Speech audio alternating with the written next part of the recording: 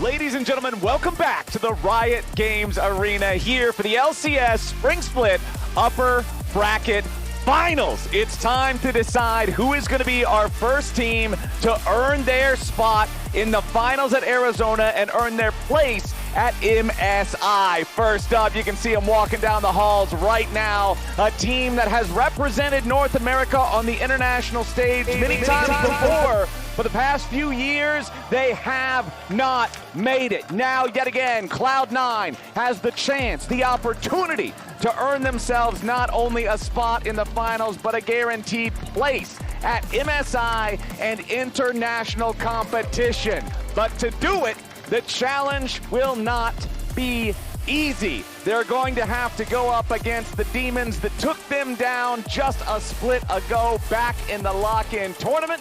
They're going to have to overcome that difficulty and show they've got what it takes. Those very demons that took them down, though, are now making their way to the stage. It's LYON, ready to once again earn themselves a spot on the international stage after they were the ones to upset C9 during lock-in. Remember, that was the undefeated team, but LYON were the ones who roared to life, managing to take down the favorites, represent North America at the lock-in tournament, and now they are only one series away from earning the opportunity to do that again, alongside getting that chance, that guaranteed opportunity to fight for the trophy for the LCS Spring Split in Arizona just a week from today. You know this squad is here to play. You know they're going to be a fearsome opponent, and I cannot wait to see these two groups go head-to-head, see which one emerges victorious. They've both been top contenders the entire split long.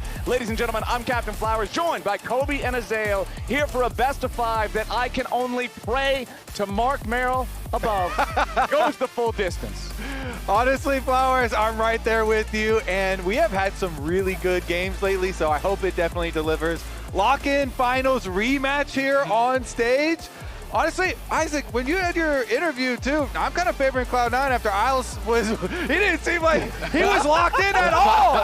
His answers. He's like, it's upper bracket, it's okay. Yes, Ben was like, oh, okay, well, I guess, you know, if it doesn't matter to you, then we're going to win, right? Isles got to lock in here because Cloud9, they definitely seem locked in. You know, APA very similar in that they really want to get to internationals. APA was already on Twitter talking about how JoJo's not going to be at internationals and is dodging him, but APA hasn't fully qualified yet either. He's going to have to win this series right now or have to win a couple more later in Arizona to make that happen. So you really got to lock in yourself. Absolutely. I mean, it's just crazy to think that Cloud9 has not been to an international since 2023. It has been a long time.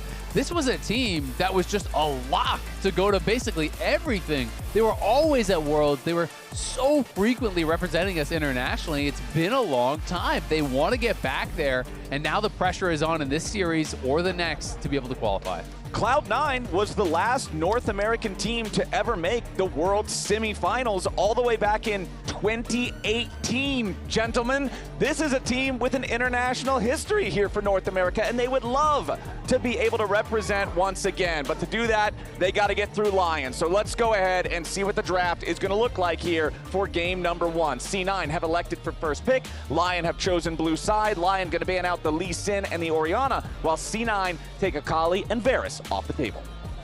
Okay, so they still have some Saint respect here with the Akali as well. Doug Trio, yo, that's us. We're looking good out here. Nice. All right.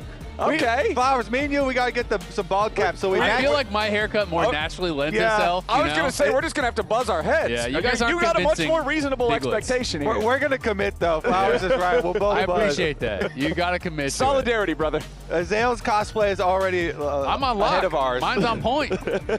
Okay, so they do follow it up with the Cassiopeia ban, though. This is something that has been really taking over since the introduction of Deathfire Touch. And so the respect is there. But Cloud9 opt for the really early Nocturne, applying some possible side lane pressure, you know, setting up possible combinations with Nico. definitely looking for hard engage. I also really like this because when I think about C9 and where people would say their biggest strength is compared to LYON, it probably would be Thanatos in the top lane, right? You know, you would be thinking about this potential side lane play, Thanatos maybe being able to get an edge up there. And it makes it really hard for Daejeon to do what he did in lock-in playoffs, which is go for, you know, range counter picks and things like that. So if you want to try to counter pick Thanatos, well, now you're going to have to potentially deal with Nocturne, with Senna ult, with all these extra tools that could be there to help Thanatos. So I wonder if that would dissuade Daejeon from going for one of these more aggressive counter picks that he really kind of made famous, I felt like, in lock-in. Yeah, should be really, really interesting as it develops because Cloud9 also, you know, they're getting the Senna here for Sven to be able to scale up, to stack those souls, and then Nautilus, the point and click, more of that dive. So let's see how LYON are going to round it out. Inspired with the team fight here with the Wukong. Honestly, I'm already thinking about early Annie stuff too, because not Annie pairs well with Wukong, but also because APA has been his by far most played champion this split, and he's had really good games on it. Been able to get really good engages and flanks, and he has been a critical engager as well for C9. Well, both sides And going there to it go is ahead. immediately.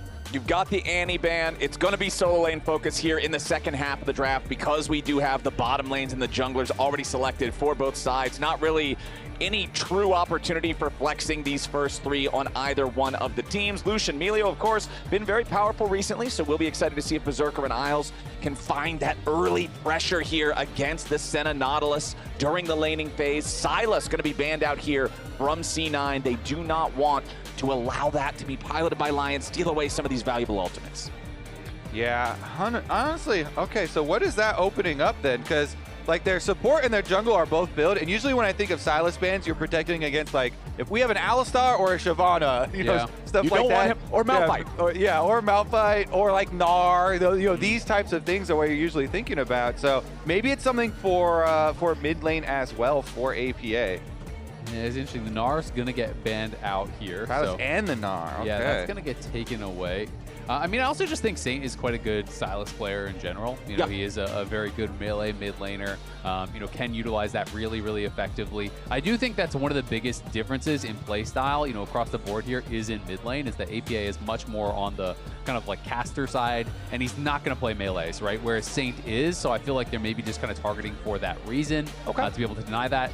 TF, it's also an answer that people like into that sometimes, to be able to just kind of steal the ult and follow and roam. So maybe they would be looking for kind of more of a global play, which I feel like is kind of the APA style. You know, he is very much a facilitator on this team, and it is going to be Rise for Saint. So it's going to have the ability to play those side lanes if he wants, and they're saving last pick for Daejeon, which makes a lot of sense. I mean, that was kind of the LYON recipe against some of these top teams when you think back to lock-in, was Daejeon bringing out all these range counter picks. Yeah, especially if you're going against the first team All-Pro Thanatos too, and Thanatos is going to have to blind, and so he blinds the tank here, just the Scion. Do you think we get a Vayne? That's kind of my question here, is because, you know, Vayne is up. Vayne is something that Daejeon would like to go towards sometimes against these tanks. Of course, Varus is banned, so that's not going to be an option. Or do they just come out and play standard?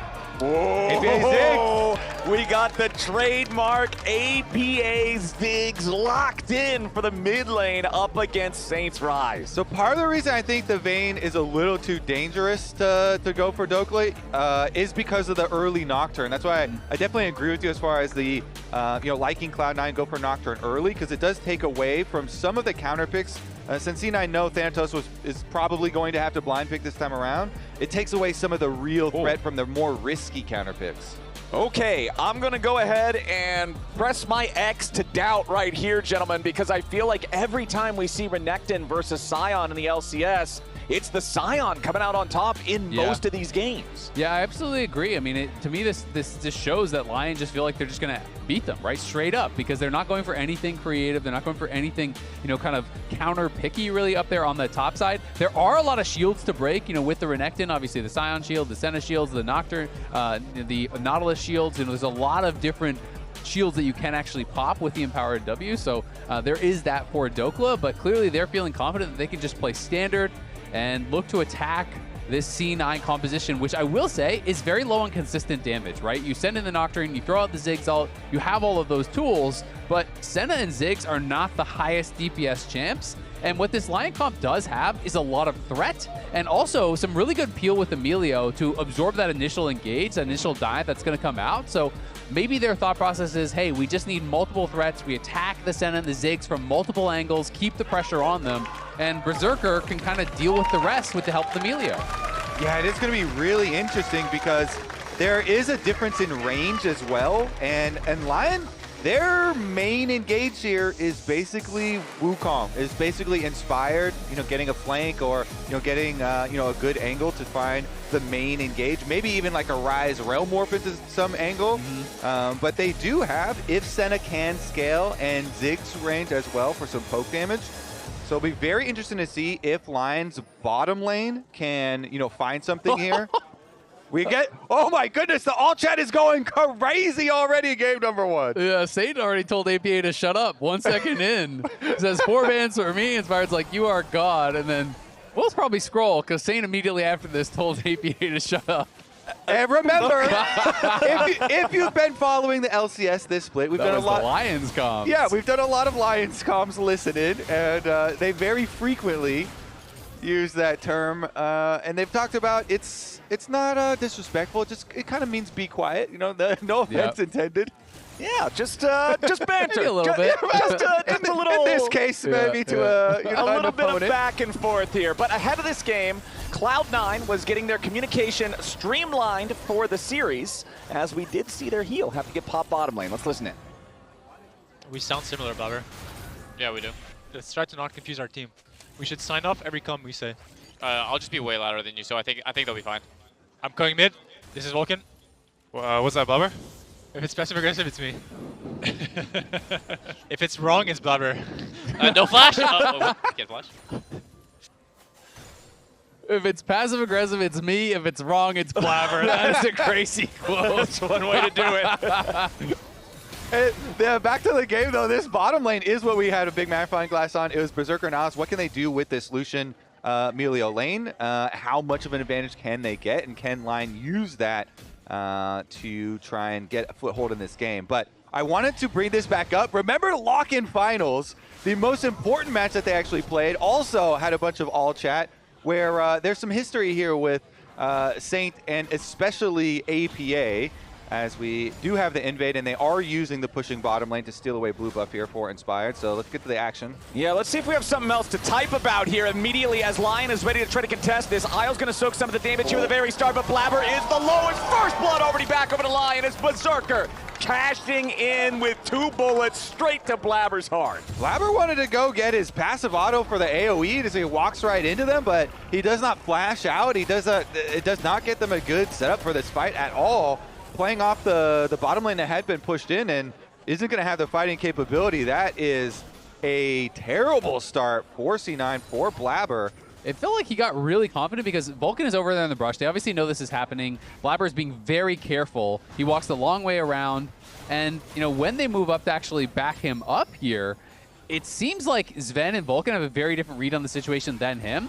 Vulcan does get this initial hook down, and they're like, okay, maybe we can fight. And Blabber just goes in, but look at the rest of the bot lane. Vulcan and Sven want to back off, but Blabber's going right into the middle of all 3. They all pokes him down, and he just gives over a freebie. I mean, yeah, it's early Senna with very little mana left as well, though. So I kind of side with the bottom lane's Me too. opinion on that one. And I guess, Vulcan said if it's wrong, it's Blabber. Blabber's gone so. Well, and this is the head-to-head all-time 7-1 in best of 5. This is not the game score. Blabber individually has been pretty good in those games, as far as the stats are concerned. But Inspired always seems to have his number, always seems to win in those big moments, take the game 5s, take those big plays. It's the clutch factor, right? It's the fact that Inspired has been the one, like the desk was talking about before we got to the series. You look at LYON's victories, so many of them, what is the emblem on the other side of the head-to-head? It's Cloud9 that he took down. So C9 has got to find an answer for this guy, but so far, it's LYON with a nice early lead. And I will say, a lot of the time, when people are talking about these two teams, the thing that they're going to point towards for C9 as an advantage is top lane, right? Is Thanatos. But Thanatos is playing the more supportive style champion. Doesn't mean he can't be a big impact on this game. And as you see, he's already up a few CS. He's pushing in Dokla pretty heavily. So if this Sion can win the 1v1, become that brick wall, you can create a lot of space for the Ziggs, for the Senna. And that is the way you make a difference in a game like this. And it's also worth mentioning, he's 9-0 on Sion in his career. Whew. That is a crazy stat. Not bad. Undefeated. This would make it 10 in a row if Thanatos can lock in. All right, so both bottom laners thinking about bottom half of the map plays here, but Blabber walked over the ward, and so they know he's doing Gromp. And really, just as long as LYON are cautious here, yeah, and they're going to wrap around to the Tri-Brush ward as well, looks pretty free for them, because Blabber got set pretty far behind by that invade and dying off, so Wukong's going to get to level 6. Much earlier than Blabber, and you're going to have such a big advantage. Wukong with level 6 before Nocturne gets level 6, pretty substantially, as you can see from the experience bars there, the purple one in the middle. So they're going to have a lot of priority wherever Inspired goes, and he does have Flash too for when he hits 6, but Isles is in trouble! Yeah, Isles about to drop down here in the bottom lane. The cozy campfire plus the heal keeps him alive as Berserker arrives to guarantee that C9 can't finish the job. Yeah, it was a little bit risky. He was trying to hold that wave for Berserker. At the end of the day, he does keep his flash, loses the heal. And this is Emily's match of the week. Who has had the better record of matches of the week, Raz or Emily? When it comes to these things, I'm always going to vote Emily over Raz. Honestly, though, Raz's picks, even though he picked second, have actually been hitting, kind of. They've been entertaining, you know? I just got to give Raz like grief. Raz. Yeah, Raz goes entertainment factor. Yeah. That's respectable. I appreciate that. Yeah, you gotta have somebody willing to stoke the flames here a little bit. Yeah, and dress up like a clown and sometimes act like a clown. The nose honk for good luck was something that only Raz could conjure up, truly. But, you know, it's for a good reason that Emily picks this for her match of the week. We have a lot of All-Pros in this series. In fact, first-team All-Pros go pretty hard. And as Azale is highlighting, it's our #1 seed versus our #2 seed. So going with a lot of the top of the standing stats. Yeah, and I mean, we got a lot of history between these two teams. You know, you think back in Lock-In, C9 won the best of 3, then LYON won the best of 5. Then to start this split, we had C9 winning the best of 3 against LYON again, and now they are here in a really important match where C9 has an opportunity with a series win to go to an international for the first time as an organization since 2023. So, yes, whoever loses here will still have a chance, and they will still go to Arizona, but this is your chance to punch your ticket to an international and to be waiting in the grand finals right here, right now. It's a big deal, and right now you can see Inspired is back, looking to invade this bottom side enemy jungle yet again. Here on the second blue buff spawn, Blabber, Vulcan, and Sven all ready to defend. APA right next to him, throws a bouncing bomb through, doesn't really get a whole lot. Paranoia gonna go ahead, get dropped. However, C9's immediately ready to punish. Flash back away from Saint, trying to keep himself alive. LYON managed to get everybody away for now. Inspired's also got to be a little bit careful. LYON on the worst of the health bar trade, so they're gonna go ahead and exit. Whew, okay, so LYON did get the blue, but it cost Saint both summoner spells and the Realm Warp because he went pretty deep there, trying to go for the zone. Their call was, hey, we can make a pincer. He did get Blabber's Flash, so it's not like it was an unanswered couple of summoner spells that were used, and now APA under attack. Yeah, APA takes the satchel, but he bounces back towards the enemy turret. Inspired, ready to flash after him. Goes ahead, right back in there from another crushing blow. APA caught up in the Rune Prison, and Inspired picks up the kill. And Inspired did not use his flash or the Cyclone in that fight over by the blue buff. Had it for that play, is able to get a kill on APA and force his flash, which is just that insult to injury. Was trying to take a risky path out of there, trying to kind of move forward. Maybe he had thought Saint went back to base and then he could kind of walk his way out that way, but at the end of the day, does get punished, loses the flash, dies, and Inspire rewarded for holding onto those cooldowns. Yeah, really good wraparound there from Inspired. And if you're a mid laner, just like used ult and double summoner spells so you could get blue buff, and then you pay him back like that, he's going to be real happy. That's a good payback. I like that type of transaction, my friends, as Inspired is now going to go ahead and secure these grubs as well. First Drake already went to LYON back just 20 seconds after it spawned, and now the grubs are also going their way, all 3 of them here, so nice neutral objective control by LYON here in the early game. I will say, though, C9's bot lane doing a pretty darn good job. Yes, Berserker did pick up a kill, was able to get that kill earlier onto Blabber, and so he is a little bit ahead in gold as a result, but they are dead even in farm. Sven has already gotten almost 30 souls. They're pushing in this wave. They have gotten 1 plate already. They're going to deny some minions. So the Sentinel Nautilus, who you are expecting to be a bit on the back foot in this matchup early on, are doing quite well and are scaling, and that is so important when you basically are this 2-threat team here with the Ziggs and the Senna as your big damage dealers. They have to have a good lane, and I think they are. Yeah, the tanky strats for the Sennas now with the steel caps and the helm, and just focus on your scaling and stacking up your souls. See about the remainder here, because the Blabber ultimate is back up. Nocturne ultimate available, and you can see him walking around with Vulcan. The Nautilus here, once you have Nautilus point and click, definitely is a very quick combo to be able to pull off if they can trap anyone through this river, because APA from mid lane, the Ziggs can always add that big damage onto the Nautilus CC. Yeah, and look at the bottom side river control by C9 right now as this second Drake is spawning. Look at the amount of wards that they have placed around here. Control wards everywhere. They've got the ward over the wall here, just over that terrain near mid lane. And now Blabber's going to take the blast cone over. Bottom lane's already pushed out. C9 is focused on this Drake, and it's Sven and Vulcan rotating over, starting this one up alongside Blabber. APA also nearby. Control ward right there in the middle of the river. Vulcan goes in here with the dredge line. Immediately Mego Inferno Bomb over the top, and Inspired is shut down. C9 have already found themselves a kill on the enemy jungler, and that will earn them the objective. That is your first team All-Pro support right there. Vulcan with the snipe from the brush flowers. He sets it up, and that Nautilus CC into the Ziggs damage.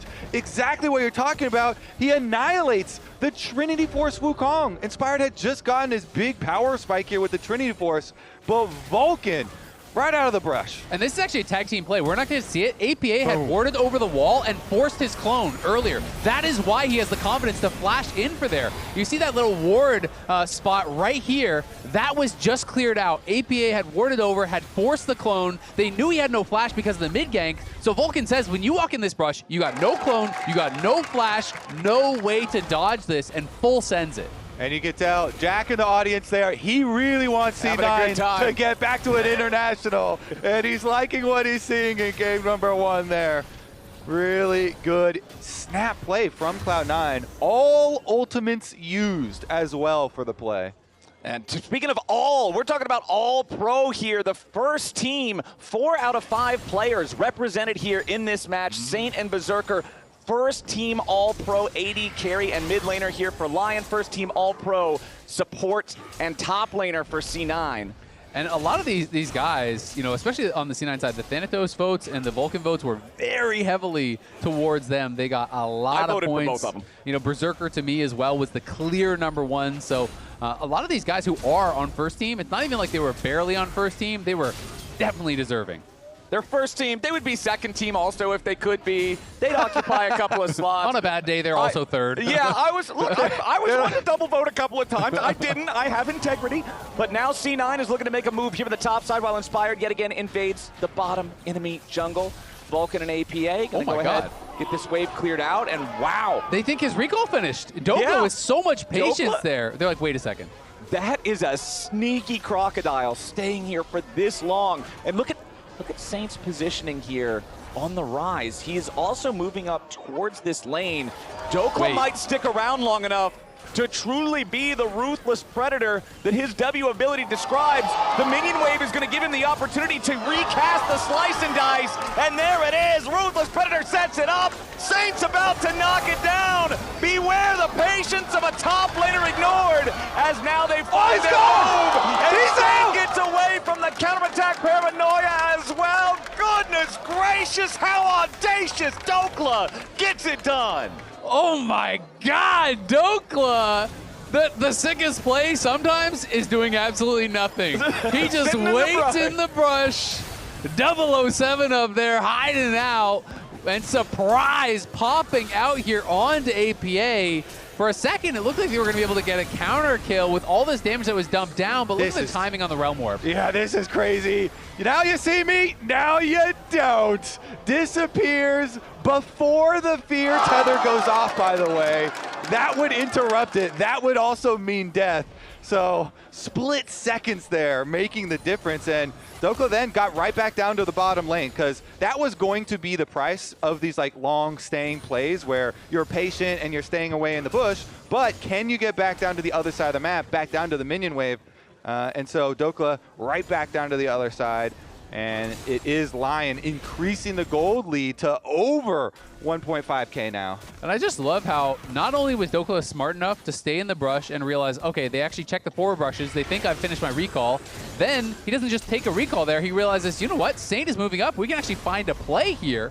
And is able to turn that escape into an aggressive play, which turns into another escape as Saint gets out. You know, those are the kind of plays that people really credit him for. Now, Thanatos trying to go in, find a counterattack here onto Dokla. Blabber's ready to fly in with a paranoia, and C9 finds revenge. They knew that Dokla had already spent everything using the dominance to trade aggressively against Thanatos, and as soon as it wears away, Thanatos has Blabber in the back pocket, ready to strike back. Yeah, clap back there from Cloud9. Actually doesn't take very long at all. We're still singing the praises of Dokla as he dies. So C9, first turret bonus is really nice too for them to be able to get. Blabber and Thanatos, nice combination. Yeah, that's a pretty big kill there. They get the shutdown. Blabber gets some much-needed gold here, and this is what I was touching on earlier. Thanatos undefeated on the pick. Whew. This man has some impressive numbers for sure. And, I mean, 0-0-1, it's not the most impressive, but honestly, I've got nothing to complain about. Yeah, and on it right there, too. He trades flashes with the Wukong, and he had Unending Despair, walks it off, gets out after they've gotten their objective completed already. Okay, Vulcan finds a dredge line there on a Berserker, but now LYON is ready to return fire. Vulcan and Sven backing themselves away. Piercing Light nicely tags both health bars there on the end of the trade, guaranteeing a victory for LYON back and forth with the HP as another dredge line coming in from Vulcan. Mega Inferno Bomb collides with Isles, but it doesn't honestly do a whole ton of damage the entire time. Inspired was already taking the Drake, so that one's going to be secured for the LYON side. As Thanatos and Blabber can't really get anything here. Dokla reinforcing means that C9 can't do a whole lot. Now LYON ready for the counterattack, coming in with a Realm Warp. It's APA the target. Immediately depth charge down onto Inspired. Has to back himself away. Flash over the wall from APA, keeping himself safe. Both sides committing some resources here. Neither side losing a man. Yeah, they turn everything on APA there, and it ends up one flash for one flash. But they already secured the Dragon, as you say, for LYON. Nicely done there by LYON, being able to sneak that away. And it felt like, you know, Vulcan with that hook into the Mega Inferno Bomb, they were just looking for some chip to try to set up for the Dragon, but Inspired had kind of preempted the play, was already on the objective, already taking it down, and does grab themselves that second Dragon here. Infernal Soul going to be really good, honestly, for either team, so I think this is going to be very heavily contested over the next 10 minutes or so. I hope so. I love heavily contested objectives, my friends. It shows who's really got that planning. And I feel like when we're talking about planning, when we're talking about macro moves, the Inspired X factor is more prevalent than ever. The amount of shot calling this guy does on the team, I feel like is greater than any other individual player in the league by leaps and bounds. And I think the next few minutes are going to be really telling for this game, because you just got your 2-item power spike for Berserker here. Whereas, you know, Sven is still building pieces on the Senna. And can you take advantage of this big Lucian power spike at the moment? In mid lane, you're trying to get chunk damage, you're trying to get priority here. But Sven with his static Shiv is doing just fine. Deletes the wave, and he doesn't even require the presence of Vulcan right now, which is huge because it allows Nautilus some roam timers, even though there's nothing to get on the top side at the moment. Doing a very good job there for Sven, as long as he can plant himself and deal with the minion wave, not allow the Lucian to get any priority here. Yeah. And he's doing his job. Yeah, I mean, he's set up very defensively, obviously, with the steel caps and with the Doran's helm. He just wants to farm souls, and they are looking for Thanatos here. Yeah, Dokla going and committing the flash to get in front of the Scion ultimate, so Thanatos cannot immediately escape. Now with the Dawning Shadow coming through, Thanatos staying alive a little bit longer, and LYON can't get what they came for. C9 now nearly has the kill onto Inspired as Blabber makes his way into the fight. The paranoia is the recipe for success. However, it's turned into a 1-for-1 trade as Dokla gets one back. Meanwhile, up here on the top side, Saint versus APA. Well, coming in. Saint tries to juke it out a little bit. APA getting away for now. does survive. Gets a little scrappy up here in the top lane, and bottom side trades 1 for 1. Yeah, honestly, this game is an absolute banger. What an opener to this series, going blow for blow, play for play at the moment. Yeah, that was actually really close on that bot side. You know, Thanatos is trying to bait them. You can see Blabber wanted to hold his ult until they're fully committed under the tower to be able to utilize that in the 2v2. They had Sven with the Senna ult. That was going to be able to build them some time, and they are able to get a kill, but LYON played that very well. They didn't just go full retreat. They were still hitting Blabber the entire time that he's chasing after them, so they're able to focus down Blabber and make that, you know, 1 for 1 at the end of the day. Good moves. Berserker doing a lot of damage there to Sven, weaving those spells back and forth with the passive. Takes a nice chunk out of the Senna HP, but here's another look at what happened in the bottom lane. And you can see Blabber's already there. He could ult in at any time, but he realizes Thanatos isn't going to actually just get burst down. Let's wait. Get Sven in position, send a shield, W gets popped, the Soul Furnace there from Thanatos. That gives him that big injection of shields, and then Blabber comes in, lands the Fear, is able to train down Inspired. But notice Dokla is not just running. Dokla is fighting and looking to get that kill, turn that into a 1v1. A 1-4-1, excuse me, as Blabber comes down. I didn't need to die, but it's still good. It's not bad. Yeah. There's no ghost. Flash though. Okay, Blabber recognizing maybe there was a more effective way to play it, get out without having to trade, but still happy with the overall result. And honestly, this game is super close. Only a couple hundred gold separating the teams, as Inspired is certainly driving the Herald somewhere. Okay. This is a risky spot. Oh, ran out of gas. The brakes, it loses all the gas right before it hits the target.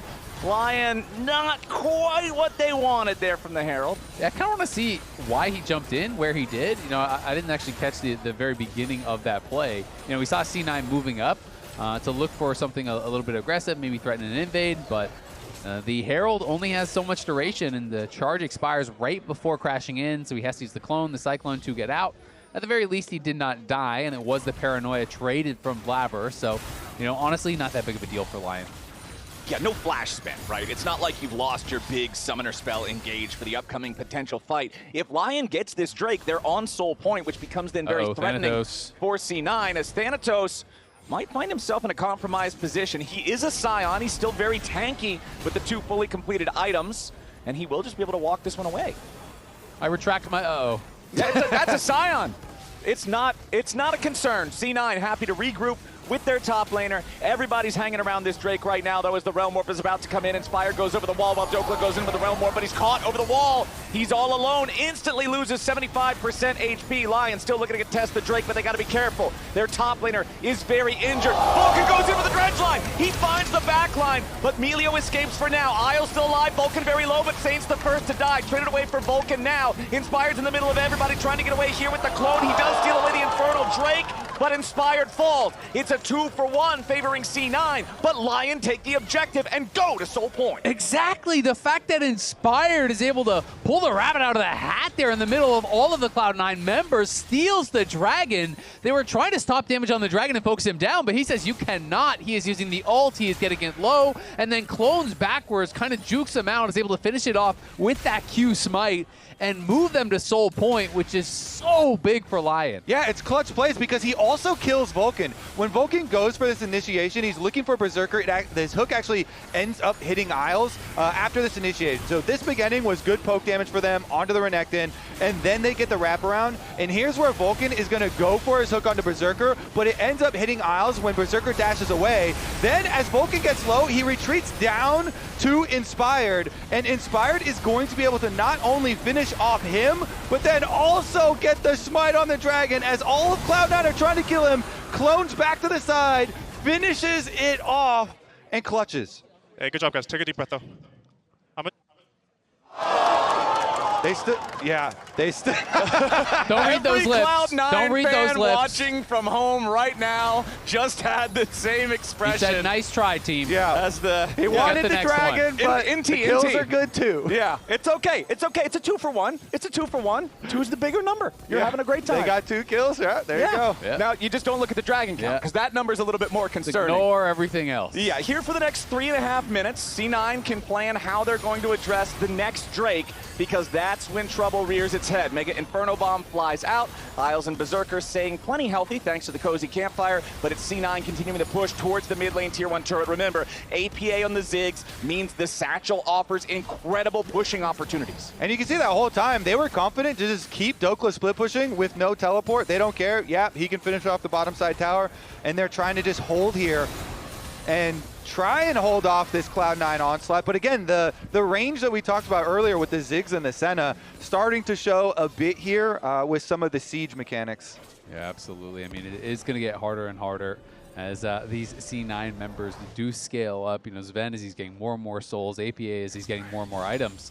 That poke is really dangerous, but the engage is pretty explosive here with the combo of Realm Warp, of Cyclone, of Renekton coming in. You can Realm Warp multiple or even just one of them into that back line and try to look for these pincer plays here. And they're very strong in the side lanes as well with the Rise because Saint is completely keeping up in gold with APA. So I have to ask you guys, because we've got a very close game state in terms of gold. Obviously, the Drakes favor Lion, but we look at the scaling on the side of C9. You have the Senna, you have the Scion. They both scale infinitely. APA Ziggs is a monster.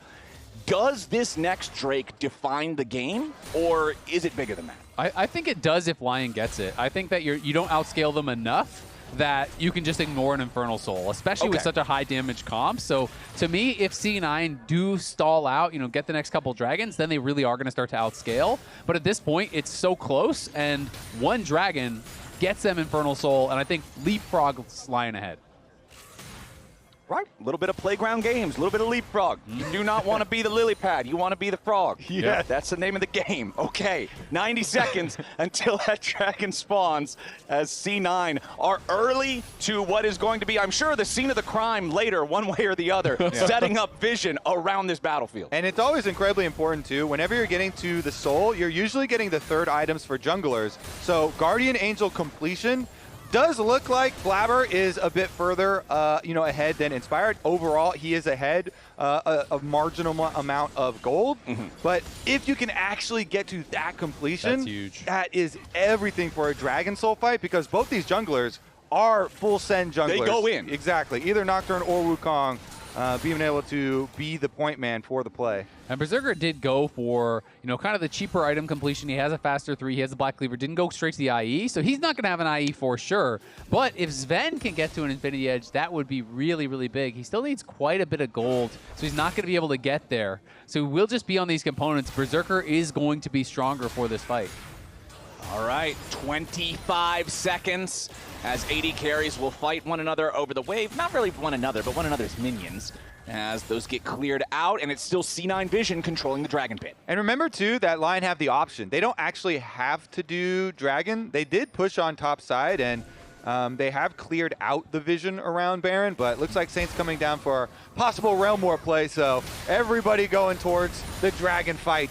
Yeah, it's like you said, I mean, they don't have to. If it looks bad, they can back off. But at the same time, that's buying more time for Scion and Senna, which is a big risk itself. So I think they want to fight if they can. Inspired trying to step up here, but he walks over a ward. C9 has placed down in the brush. Vulcan eats a Ultra Mega Fire Kick there as C9 regroup back in the river before taking any poke. So Blabber hasn't back to complete his Guardian Angel, but Inspired has. So will we see the Wukong full send use the extra life right now? Blabber's trying to recall, and he is Nocturne, so he can join from a far distance, and he's not on Vision. So Lion do not know that he's just gone to go complete his GA, and I think C9 are going to get away with it. Yep, Blabber also only level 15, critically halfway there to that level 16 point where you have the massively increased range on Paranoia, so a little bit more limited engage opportunity, but he has rejoined with the rest of the team now. Guardian Angel up and ready to go for both of our junglers. 3 full items for both of them.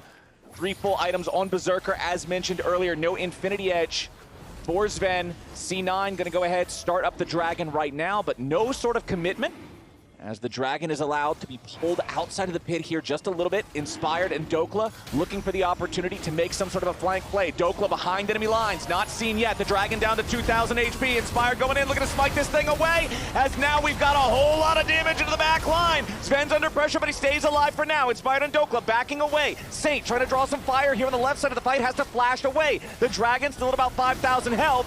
as LYON continuing to try to look for the Infernal Soul that created space, but C9's got the edge.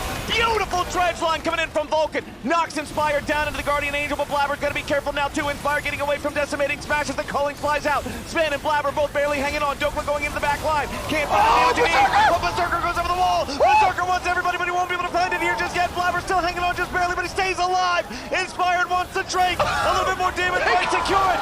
Infernal Soul over to LYON. C9 still fighting, Snake getting himself away for now, firing right back. Blabber stays alive, 200 HP. LYON, Isles, and Saint still looking for a little bit more, going after Thanatos.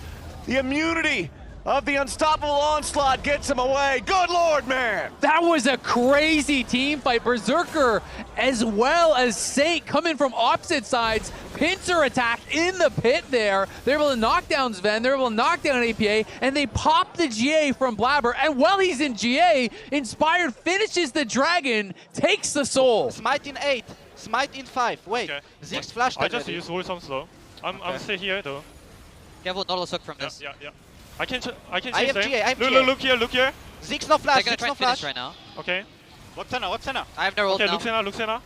Ziggs no flash in the Okay, pit. I'll try get 6. I'm looking Jigs. They are stuck. In the pit, they are stuck. Coming Yeah. to you. Kill Luke.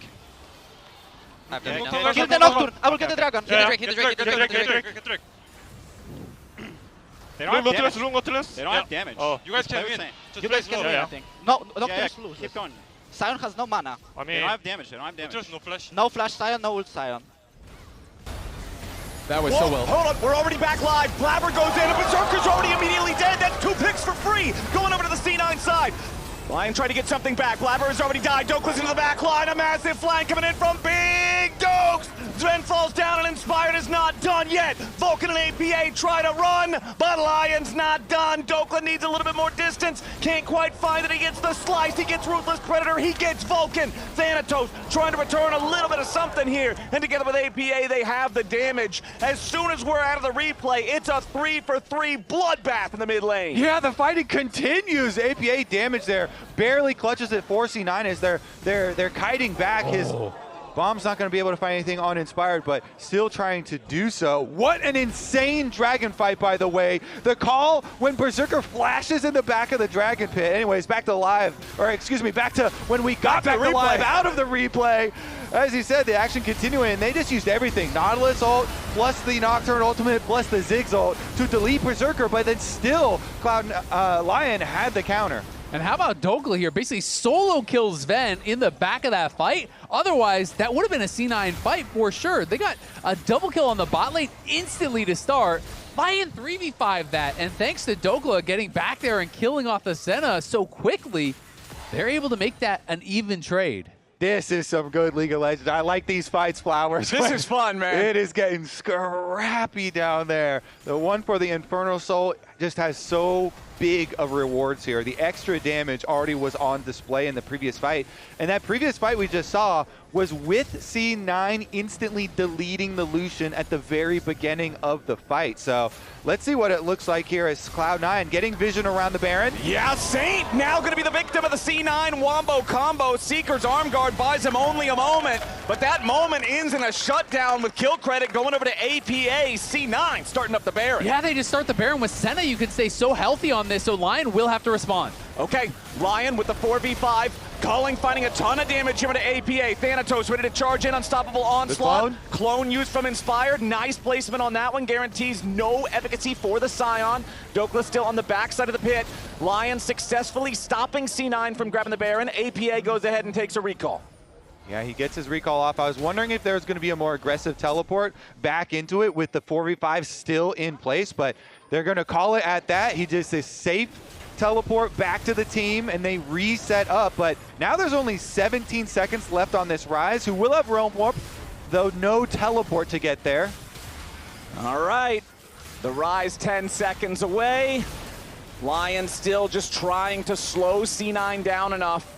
Blabber continuing to DPS the Baron, but very slowly. Got it down to about 7,000 HP. Blabber going over the wall now here with the Paranoia, turning their attention over back onto Dokla. They're going to kill the enemy top laner. Dokla falls, but the Baron stays alive. Now, with Saint back on the field, again, C9 will not be able to claim the Baron, but that's another kill they get on the LYON. C9 now up 3,000 gold. Yeah, they do get a couple kills here, but they realize, all right, Saint's back. This would be way too risky against this Ryze at this point in the game to go straight back into that Baron pit. So it's going to be a play likely for the Elder here now in a minute. And we talked a lot about C9 scaling. Obviously, the Soul really still giving the advantage to LYON, but we are plus 100 stacks here for Sven. We're at 1,600 plus health here from the Soul Furnace for Thanatos, who is going to be a brick wall. And Blabber has opened up a 2,000 gold lead plus the Serpent's Fang to deal with some of these shields that they have over on the LYON side. And we're seeing the Cloud9 frontline be incredibly effective even when their opponents have this Inferno Soul. In the previous wraparound Baron, Vulcan is marking the flank there, so he finds Dokla.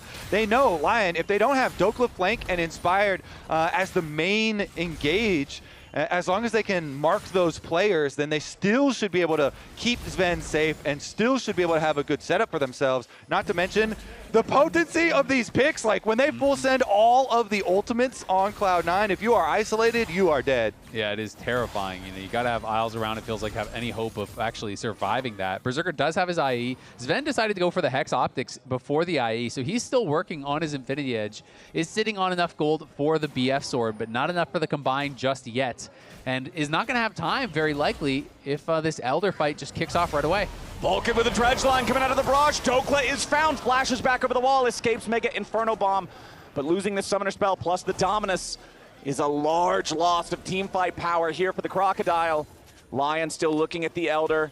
C9 hanging around the area. They've got everything except those two ultis, but those have been huge in the C9 playmaking so far. Let's see if LYON can find an angle here. Looking around in the enemy jungle, exactly. Inspired, using the sweeper, checking to see if he can make his way forward. Dokla now ready to join back in the fight. He has the shield from the teleport, but he does not have Dominus still. Remember that. LYON still hanging around. Dragon still at 75% HP. Thanatos here on the front line, trying to get in the way of anything LYON tries to do. Elder Dragon down to about half health now. Inspired trading with Thanatos. Dokla seen on the left side of the fight as Saint drops the Realm Warp, but nobody's going to go in. Instead, Inspired in the middle of everybody here with the Cyclone, but a lot of damage arrives onto Saint. Oh no, he locks up Blabber as he goes over the wall. C9 trying to find their way to the injured LYON health bars. Blabber's about to die. It's Resurrection coming out for both junglers as APA falls. Berserker kiting back into the pit, but Thanatos is way too strong. Saint's going to be killed off here next. Dokla trying to go after Sven, nearly finds him, but he can't quite get it done. Vulcan doing a great job healing. Thanatos is invincible. They can't get through the Scion, but the Dragon is about to die. The Elder Dragon goes over to Inspired as Dokla, Isles, and Inspired continue trying to fight. Thanatos wants his escape. He's a very tanky Scion, but where in the hell is he supposed to go? He's going to have to wait for the ultimate and try to drive out of here if he can keep the space. It's up in 2 seconds. He'll be looking for that escape ulti and should be able to get it, but Inspired again gets the objective as they were able to focus down Blabber after his GA, kill him off before Saint and Berserker fell. So even though it feels like C9 are winning the fight, as soon as the Elder goes to LYON, it doesn't matter. You got to run. Yeah, the LYON, the calls there were so good in the team fight. They used the Realm Warp to force pressure as we're going to see the Scion get chased down and the Elder Dragon. Oh, Isles tried to go for the Flash Ultra Mega Fire Kick, but it hits you first, it slows you, and then when it bloops onto the ground, that's the bit of a knockback, so he doesn't get the CC he needs for the interrupt. Not a quick enough bloop under the ground, huh? Slow bloop. Yeah. Nothing worse than a slow bloop. Unlucky. No, that's not what you want. Unless you're Thanatos. Yeah, Thanatos loves a slow bloop. That's great. Always said that. This is actually such a crazy game, though. There, when LYON used the Realm Warp to put the pressure on the back line, and then they kind of chase him around, Saint actually buys a lot of time flashing back around the other side of the fight, and really opened up the opportunity for LYON to take down Cloud9's jungler and earn themselves the Elder, which by proxy usually does earn you the Baron as well. I feel like Elder earns you whatever you want on the map, usually, considering... So Baron is up then. Yeah, Baron kind of falls under the everything umbrella, and LYON will be happy to take that one. The C9 gold lead now shrunk down below 2,000.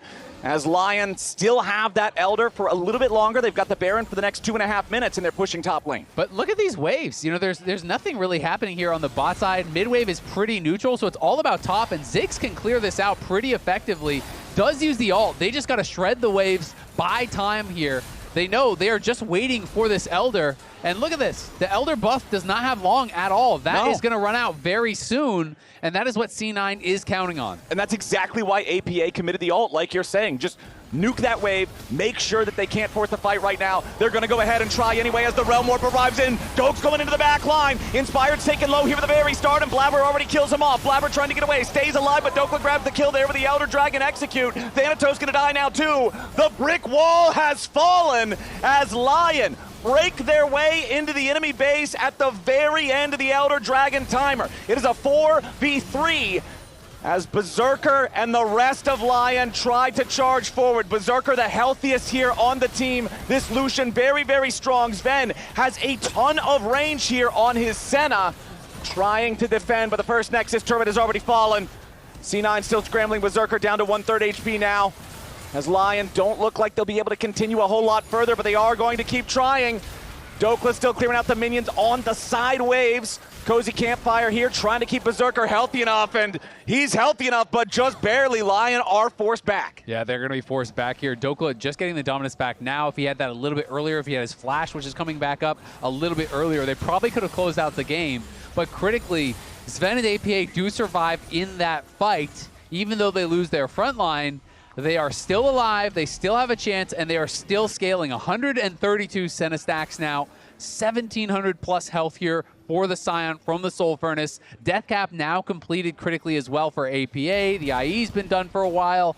So these guys are reaching that terrifying late game status. LYON is still in control of the game. They still have all their tier 2s, but this late into a game, one bad team fight, that doesn't really matter. You can just march down and end it. Yeah, and the potential, again, for these picks can be so devastating. Looks like C9 fully corralled in their own territory, though, as Berserker's not going to waste any time. He even goes past the tower as it's falling. But with super minions on top side, it's very easy to just push mid and bottom at the moment, keep the siege up, Baron empower these cannon minions, and they do the work for you.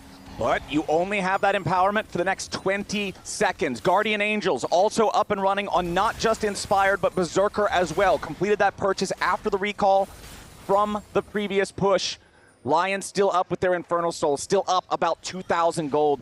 That gold lead doesn't mean a whole lot. 41 minutes into game number 1 here in this best-of-5 series. C9 held on to the lead for a very long time, but now LYON is back in full control, and it's less than a minute and a half until the next Elder Dragon spawns. Yeah, and I feels like it's going to come down to these Elder fights. Obviously, Infernal Soul is still a very good advantage, but when you're accounting for all of the scaling on C9, the game starts to feel very even besides the map state, where they have that open and him top side. You know, they have knocked down more structures. They are closer to winning the game, but Senna and Scion are so strong this late that it is always really scary. Sven trying to work towards a GA of his own. Blabber's has come back off cooldown. Inspired and Berserkers, though, theirs are up and ready. Zhonya's is ready for Saint, so it's tougher to get a pick on these carries from LYON, where APA's got no defensives, Sven has no GA, so if you can get on APA or Sven and burst them down, that could be lights. And that's what Dokla's been trying to do in every single one of these team fights. We always see the Renekton swooping around for the engage, but now immediately Inspired's onto APA. The Zig staying alive for now, trying to get himself away. Saint does damage into the back line now as well. Vulcan's already down. Dokla goes on a killing spree. Blabber's under pressure. Mega Inferno Bomb coming in from the right, but Berserker has already killed off Sven. C9 scrambles. C9 tries. C9 dies, and it's LYON applying fangs to throats as they find their team fight win. 42 minutes into the game, a clean 5-0 to end game 1. Game number 1 certainly delivering. C9 tried, but LYON are going to take it. They'll march this one on to the Nexus. What a battle. 43 minutes on the clock as the Nexus finally falls. If this is any indication, we are in for one hell of a series as LYON starts one up. And I gotta say, Dokla in the late game on this Renekton was insane in these fights. He was always finding great angles. The use of the Realm Warp and his flanks was fantastic. Yup. I would not have thought that 42 minutes in, the Renekton would be more useful than the Scion. What do you think, Lounge? Comes down to these team fights, it is so much about the carries, and LYON did an amazing job. We were just talking, using those Realm Warps, getting into the back line, pressuring the Ziggs and the Senna, and just showing why this team is world class. Yeah, all right. Let's see if they can do it here for Thanatos to go see his dad, or if LYON are going to make this one look like the lock-in finals. Well, they're going to go to Korea for a boot camp, so he's going to see his dad. The question is he in the stands with his dad, or is he on stage with his dad watching? You bet your ass he wants to be on stage. But don't forget, even if you lose today, it's not like you're out of contention for MSI. Nope. Today's winner, yes, you automatically qualify for MSI. You automatically go to the finals in Arizona next weekend. But the loser will meet TL in that lower bracket final next Saturday for the chance to still compete for the title and still compete to be that #1 seed there at MSI. As Lee Sin and Cassiopeia are banned out by LYON. C9 elected to go for first pick. LYON elected to go on the blue side. Back to Zach. I like it. I don't know if we're going to see a Zach, man. It's been a while since we've seen Zach. I mean, we're more likely to see Zach than we are the Bard jungle that the previous guy's poster had. I think that Zach is more likely than that one. Other side's going to go ahead, ban out Akali, Nico, and Orianna. Seraphine banned out by LYON. So they wanted put the pressure on bottom lane instead of giving Saint the Silas, or the Silas like respect ban isn't there from Cloud9 this time around. They banned the Orianna and the Akali instead.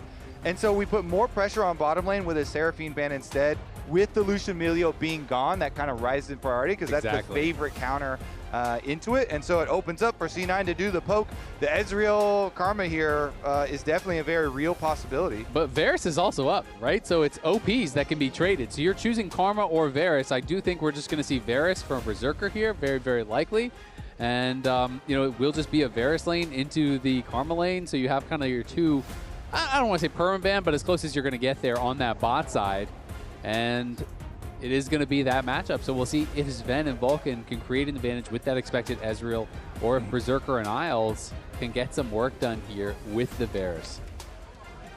Right. Do we want to go ahead and just immediately lock the support here for LYON? There's not a whole lot of pressure on that because the enemy team already has the Karma, but they will go ahead, lock in the Bard for themselves. Bard makes a lot of sense. I was just kind of looking through the champions that he's playing and thinking, if you want to go lane dominant, that makes the most sense of the champions that are up and available, because the Nico is obviously banned out. That's another good pairing if you're going to be playing with the Poke Varus. And they know they are going to be playing into Ezreal Karma almost guaranteed, so you have to have some laning power there. And they're going to be matching fire with fire here down in that bot lane 2v2. And then what are they going to grab for Blabber this time around?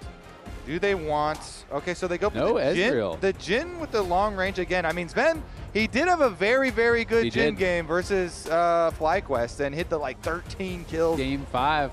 Smacked him. And I will say, Jhin is... A lot of people feel like it's the more stable laner compared to Ezreal, so I think they're saying, okay, if we're going to be going up against Bard and Varus, that's pretty scary. Maybe we want that kind of more, you know, just stable lane, but risky. And there's the answer to the Blabber question, because you go straight for something that can punish the Varus. No mobility on that Varus, so Garvin here, the lock-in very, very quickly. And with a Victor as well, those are two great targets for Cataclysm Mewtwo. Yeah, Blabber to catch them both in the pit. Try and get a lot of work done. Try and blow a lot of flashes off those carries. All right, so we've got mid laner plus bot lane duo versus jungler plus bot lane duo. Remember last time around, everything was perfectly mirrored in the first half of the draft, so we only saw solo lane bans in the second phase. Yeah, and very likely you're going to have that kind of flip bans, right? You know, LYON is probably going to be banning mid laners, and C9 may be banning some of these junglers, so TF going to be taken off the table. I feel like APA, obviously he is a Zig specialist, but then beyond that, I feel like he really does well on facilitators, on champions that can set up engages, that can look for these ways to start fights. Annie is another champion that, you know, he is very strong on. I don't know if they're going to ban the Annie or not, though, because Victor is considered a pretty good matchup into Annie, so maybe they're, you know, not going to worry about him having comfort. Yeah, exactly. The Victor, I always feel like every time we see the Victor-Annie matchup, the conversation is always like, yeah, this kind of sucks to play as Annie because every time you try to step up to the wave, you get lasered and he just pokes you at a range. I mean, they could try and do, if you're talking about facilitators, he has done like the Galio and just kind of like tank it into that. The dunk buddy. And then you'd use, the dunk buddy for the Jarvan, do Cataclysm plus Galio. If both those enemy carries are both low mobility, then maybe you actually can get that wombo to work. Yeah, it definitely could make sense. I think my concern with going... There it is. They were thinking the same thing. Yes, sir. They absolutely were. My concern with going Galio would be they're pretty low on damage if they went that way anyway, which they obviously won't because you do have Jhin plus potential Galio. So obviously Thanatos could bring the damage from the top lane. And it is just going to be continually thinning the pool here for Inspired, you have to think. Unless there is a particular matchup that Thanatos maybe wants to avoid on top side. And Looks so like he does. They are going to take this away. Rumble is still up and available. Usually it's just grabbed so early. Cassante is a matchup that a lot of people do like to take into the Rumble. And so now with C9 banning that, Lion's like, thanks. We'll sure, we'll take it. we'll take that. But you could still answer with Ornn if you want to go another tank.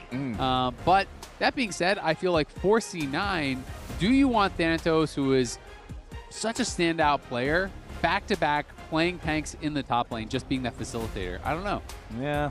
I mean, I'm going to say I know, but not. I'm not qualified at all. Like, I've never been a pro player or a coach, but I wouldn't want that. I want my standout player standing out. I also think Thanatos himself is probably like, all right, you know, that was enough tank time. Yeah. Time for me to get some kills. I did my laps. Tag me in. All right, let's go ahead and get in there. But we will see that Annie locked in here for C9, for APA, saying, okay, this is one of his most played. This is something he's very successful on. And Aurora will be the pick into the Rumble there in the top side. The big thing I'm noticing here on C9, there's really no front line. Like, you've got Jarvan. Jarvan builds Bruiser, though, right? You're thinking Sundered Sky, you're thinking Black Cleaver. There's no true tank here. So if anybody gets caught out by the Bard, swallowed up by an Equalizer, you're in trouble. But look at the other side. Where's the tank on that team? There's no tank They yet still on have either one left side. to pick. Yeah, They still have one left to pick. Tank Kazakhs, I got you, bro.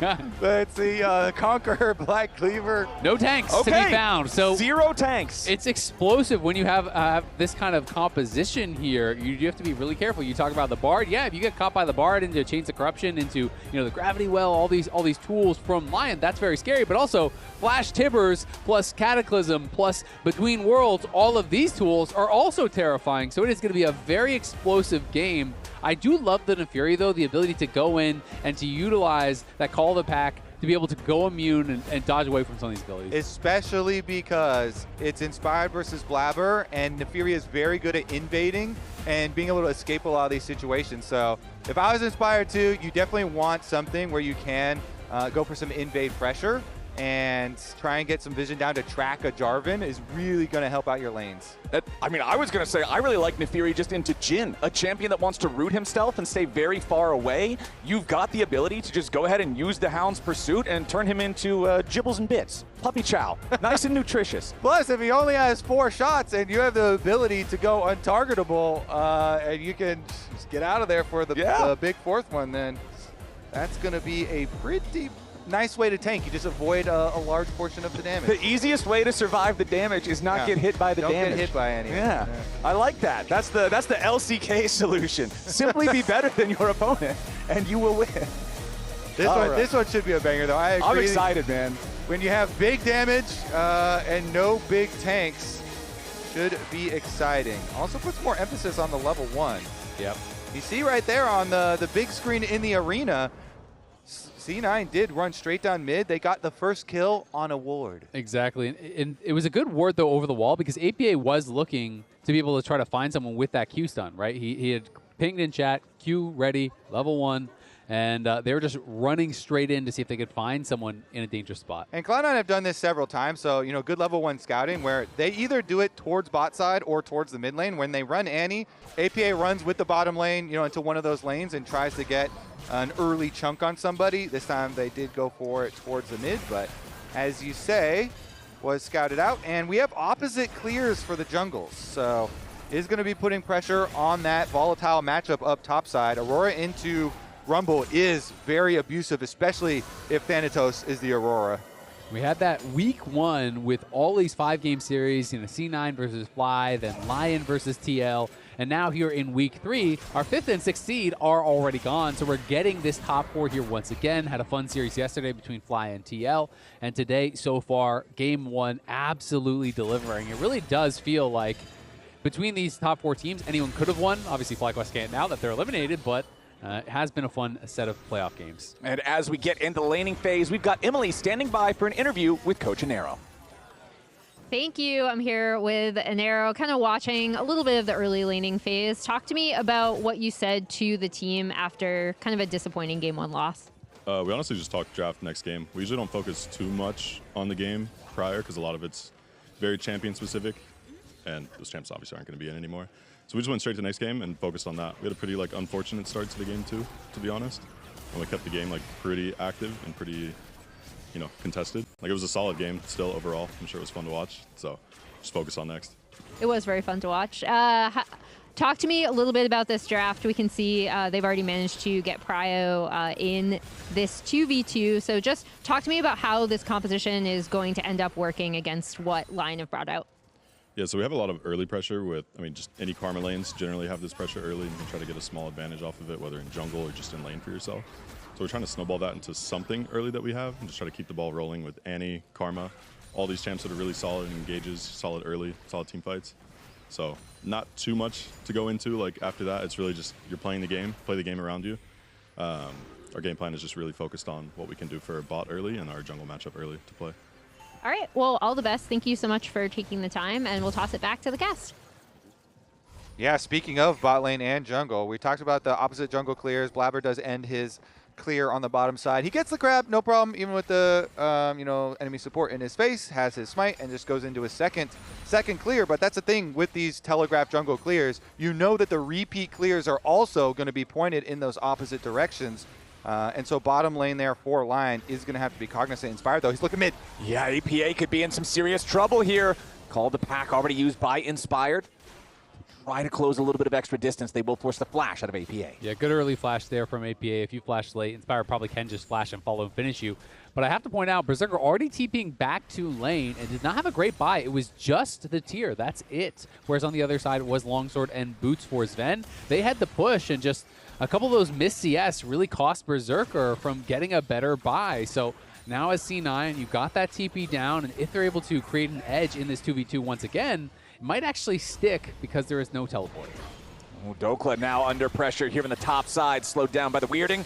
Blabber makes his entry, goes for the EQ combo, but a nice flash from Dokla gets him away. Okay, so both junglers taking a little time, out of their second clears to blow some flashes for the solo lanes. Inspired was a bit more efficient with his, though, because he did it between the respawn timer of first clear and second clear. Now, since he saw Blabber use the time after Krugs to go for the top gank, Inspired is on that invade path again. He's wrapping around bottom lane. And here comes Isles and Inspired together. Sven is the target, tries to flash away, escapes for now. First Darkened Dagger hits him. Inspired goes forward, and he finds the first blood. Did I call it, or did I call it? The Jhin is dog food 5 minutes in.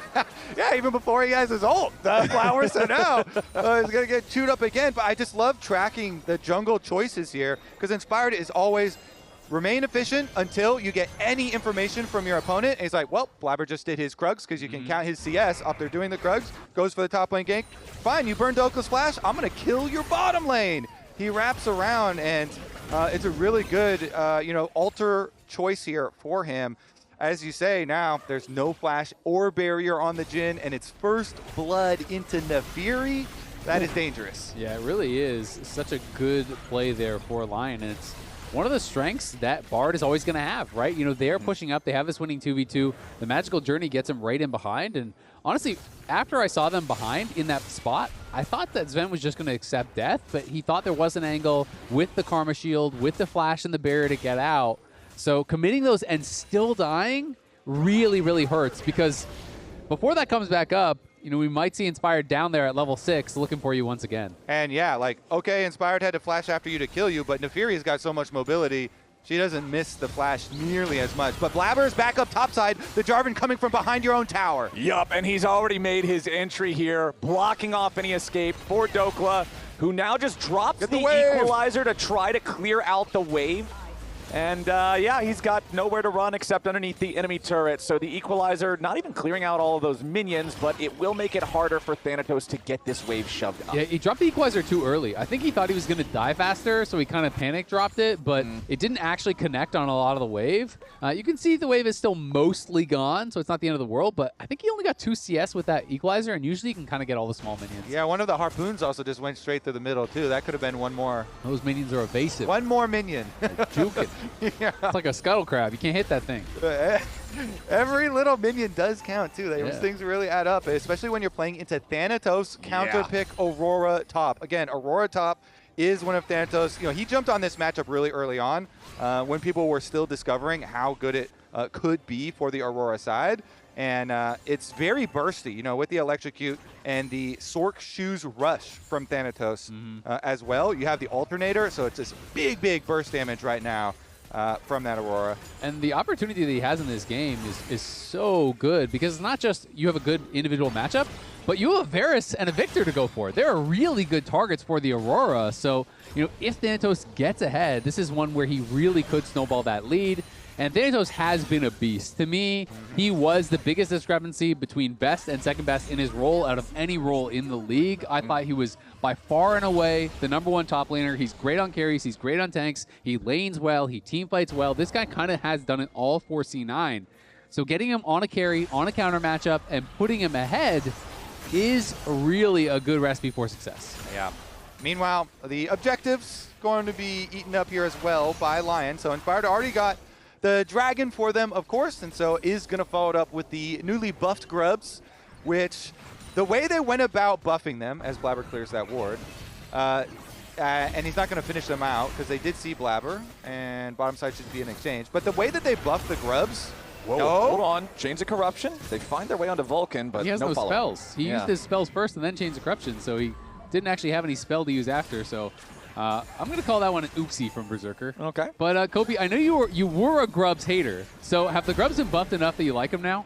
I mean, they're okay. I was going to say, as the exchanges continue on the bottom side, the way that they buffed them don't really make them more enticing for me personally as the jungler, because you don't get more individual rewards. It just buffs up. It buffs up for your laners. You're like, that just helped my teammates. That is the most jungler answer. Was that? Yeah, that's a jungler answer. All it does is help my stupid team. I wish they gave more money. Exactly, because the way that they nerfed them is, well, they took the golden experience out of them, which hurts me.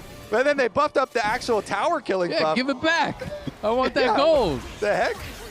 Yeah, well, we know our top 3 teams, C9, LYON, TL, they are all going to be in Arizona. So if you haven't gotten your tickets yet, what are you doing? It's next weekend. Tickets. Scan the code. Get the tickets. We'll see you there. It should be a fun time over in Arizona as Blabber is looking to get things spiced up here in the enemy jungle, invading over the wall through the Dragon Pit as Vulcan is forced to flash away. Saint looking to stop the exit here of C9 as Blabber tries to enter right back into the fight, goes for the Cataclysm. Saint's locked up, but Blabber's shot down. Tempered Fate comes in right after the fact, too. Remember, Vulcan has already used his flash. Slowed down by the hail of arrows, but now LYON's got to be careful. Sven has made his way into the fight. Inspired goes on a killing spree. The dog is hungry. Chains of Corruption fly out, but no target found. LYON comes out on top in the fight. Just better use of cooldowns there from LYON. A good fight choice for them as they see Blabber immediately uses EQ on the Bard. They know, okay, big window here for a chance for us to get damage on him while he doesn't have his spells. They force Blabber's flash out, and then for some reason on the re-engage, Blabber decides to go back in after having just burned his flash to escape.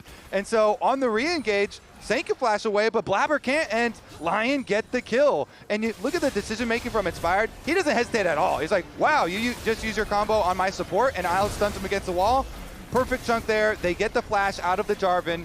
And then, yes, you can wait. Yep, back in live. Thanatos already committed the ulti as APA tries to go for the dive underneath the turret. Dokla staying alive for now, but he is overheated. Tagged by the Weirding with a twofold Hex, also slowing him down. LYON bringing in back up now. Thanatos slowed, but he is not caught up here in the binding. Thanatos escapes, goes between worlds. Berserker wants to get that shot, doesn't hit the piercing arrow as APA is stunned to the wall. He tried to use his teleport to get away, and now he's going to lose the summoner spell and his life as Saint shows up behind the turret just when Thanatos thought he might have been safe. Nope, here's Victor. Yeah, Thanatos was able to juke Berserker on the snipe, but then Saint comes over. Well, Victor hobbles over with his cane and finishes the job, and that's even worse for them to get more money into the Victor.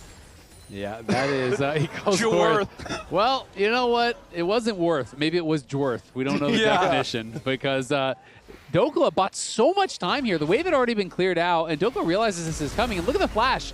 Flashes away. APA looked like he tried to do W flash and just wasn't able to actually connect with it. So Dokla hits him with the electric harpoons, buys time. Varus TP's top.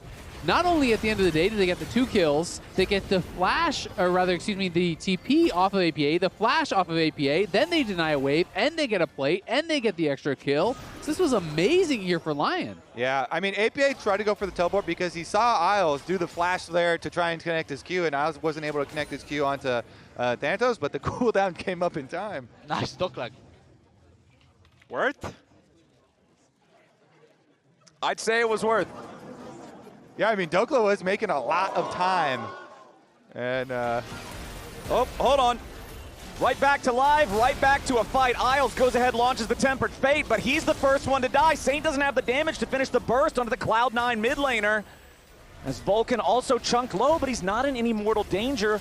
Blabber now guarantees that Saint can't follow any further, so LYON and Isles just getting a little bit ahead of themselves there, trying to find the pick, and C9 has the punish. Yeah, I don't think they realized that Blabber was that close. They tried to pick off APA, knowing he had no flash from the topside play, which would have been a good angle, but Blabber comes in, ruins their fun, and APA able to survive and get out.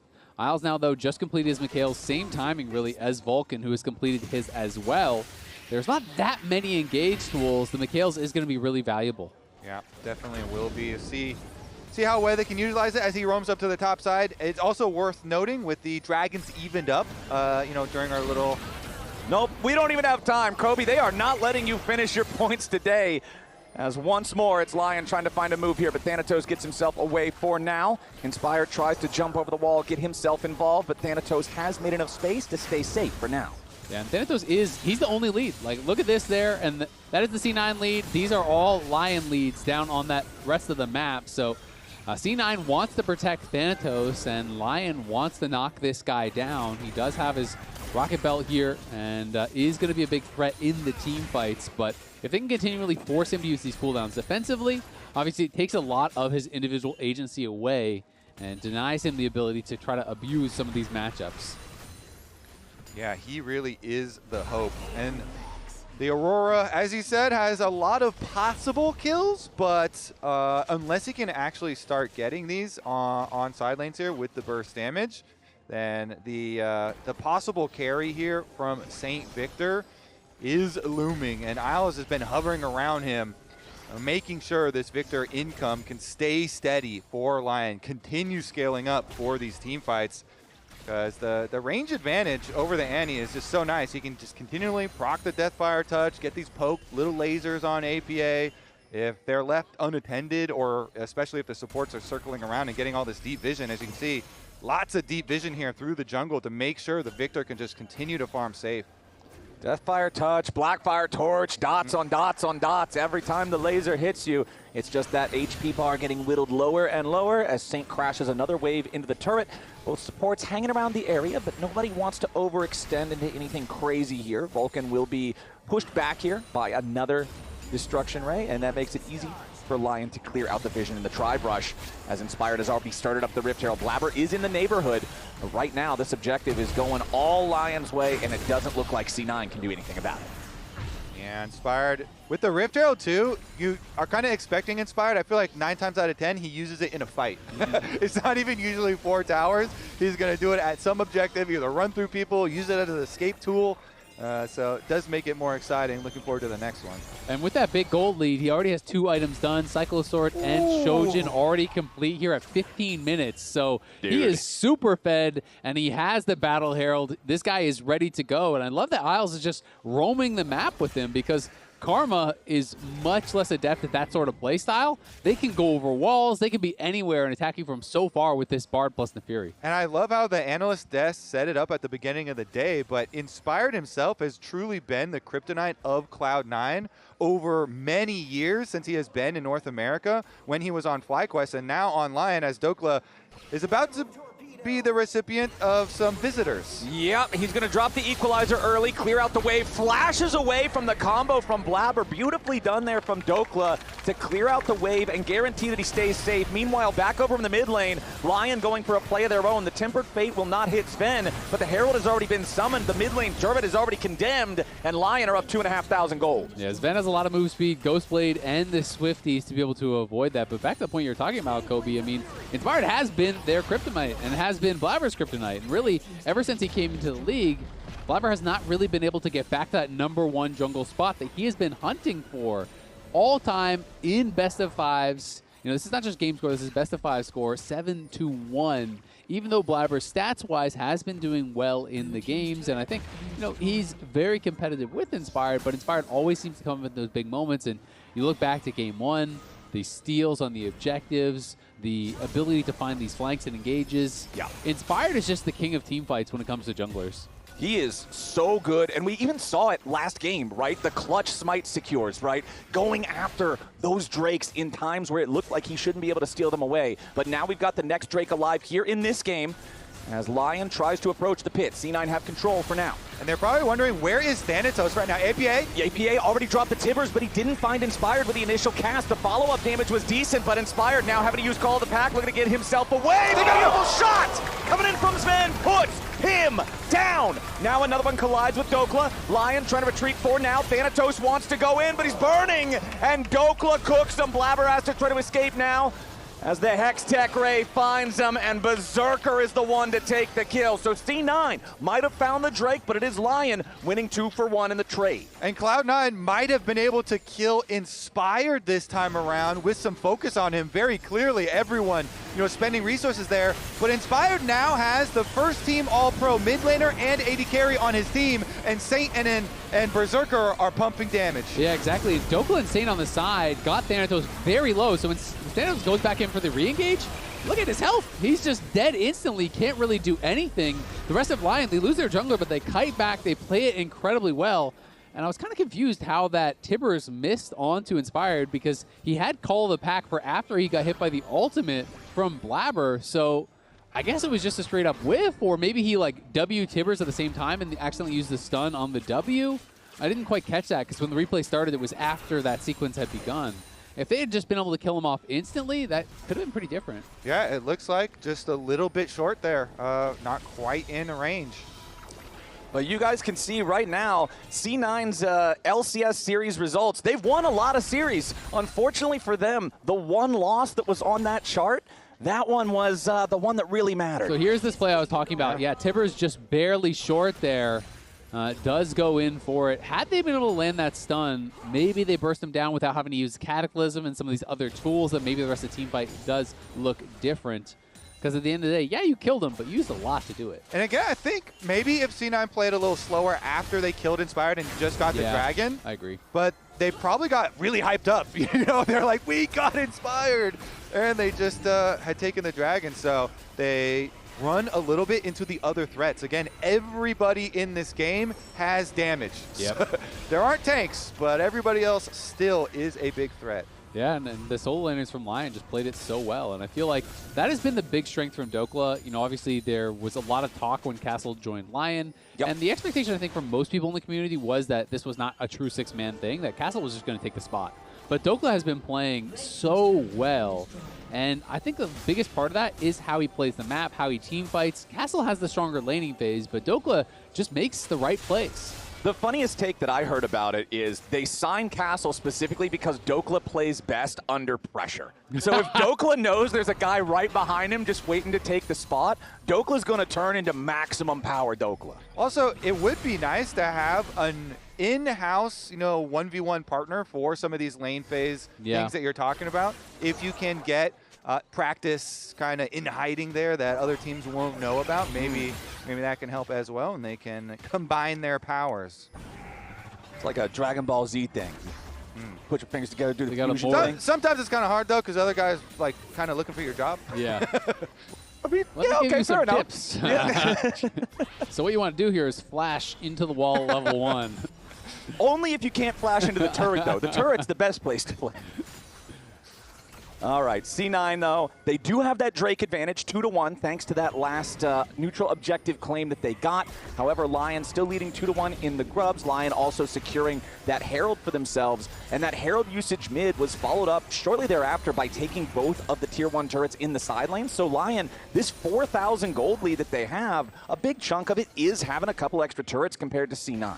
but it's so concentrated, which is really, really powerful because, as we always talk about, item completions are way more powerful than item components. And you look at Saint, you look at Inspired, they're both already on 2 items. They're both already working towards their 3rd and have an expensive component working in that way. So Inspired and Saint are going to be so problematic that, you know, if you're trying to dive on Saint and you're ignoring Inspired, he might just shred your backline. If you try to go for Inspired, well, we saw what can happen in the team fight that time.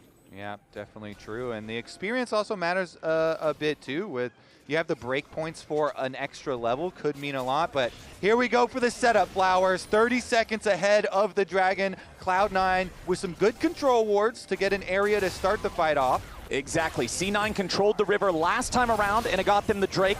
Let's see if LYON can make their approach this time around. Isles with a magical journey through the wall to evade the deadly flourish. Make sure he doesn't get poked down at the start of the fight. Thanatos pushing top side, but he does have the TP to join up with everybody else. APA marked on the backside of the Dragon Pit as Isles goes for the Tempered Fate, but nobody else is around. APA there, rescued by the Mikhails from Vulcan, making sure that he doesn't get bound up into the wall there by the Cosmic Binding. Thanatos now ready to teleport into the fight. He's going to arrive right on top of Dokla, who steps on the trap. Thanatos has the teleport shield, now regrouped with the rest of the team. APA has also reset the battle lines. Blabber's already lost 1/3 HP to a little bit of poke here as Berserker fires off more arrows. Isles is hanging out on the side, but remember that the Tempered Fate was already spent earlier for not much onto APA besides the Mikhails used from Vulcan. Now LYON trying to contest here for the Drake yet again. First Darkened Dagger fires out in the Hextech Drake, secured by Blabber and C9 as Inspired's low HP, but it's APA who's lower. They knock down the enemy mid laner as Dokla goes forward and looks to chase even further. Vulcan and Sven on the run as Satan Berserker are ready to try to follow. Thanatos goes between worlds, but now he's the one caught in the chains of corruption. Dokla grabs the kill. C9 heads for the hills, and LYON once again takes the fight despite a C9 Drake. And this time around, this story's a little different than last game where Blabber gets the smite, so it does get them to soul point. This is an important Dragon, number 3, and so they are able to burst it. Look at this, as the Patience was just wrapping down too. And as they do it, APA flashed in. You can see him here inside the pit, so he's committed. They know he's gonna die after the fight, and the rest of Cloud9 trying to escape. The important part is that chase down where LYON, with the additional magical journey, are able to get Berserker in range to land the Varus ultimate and chase down one more kill.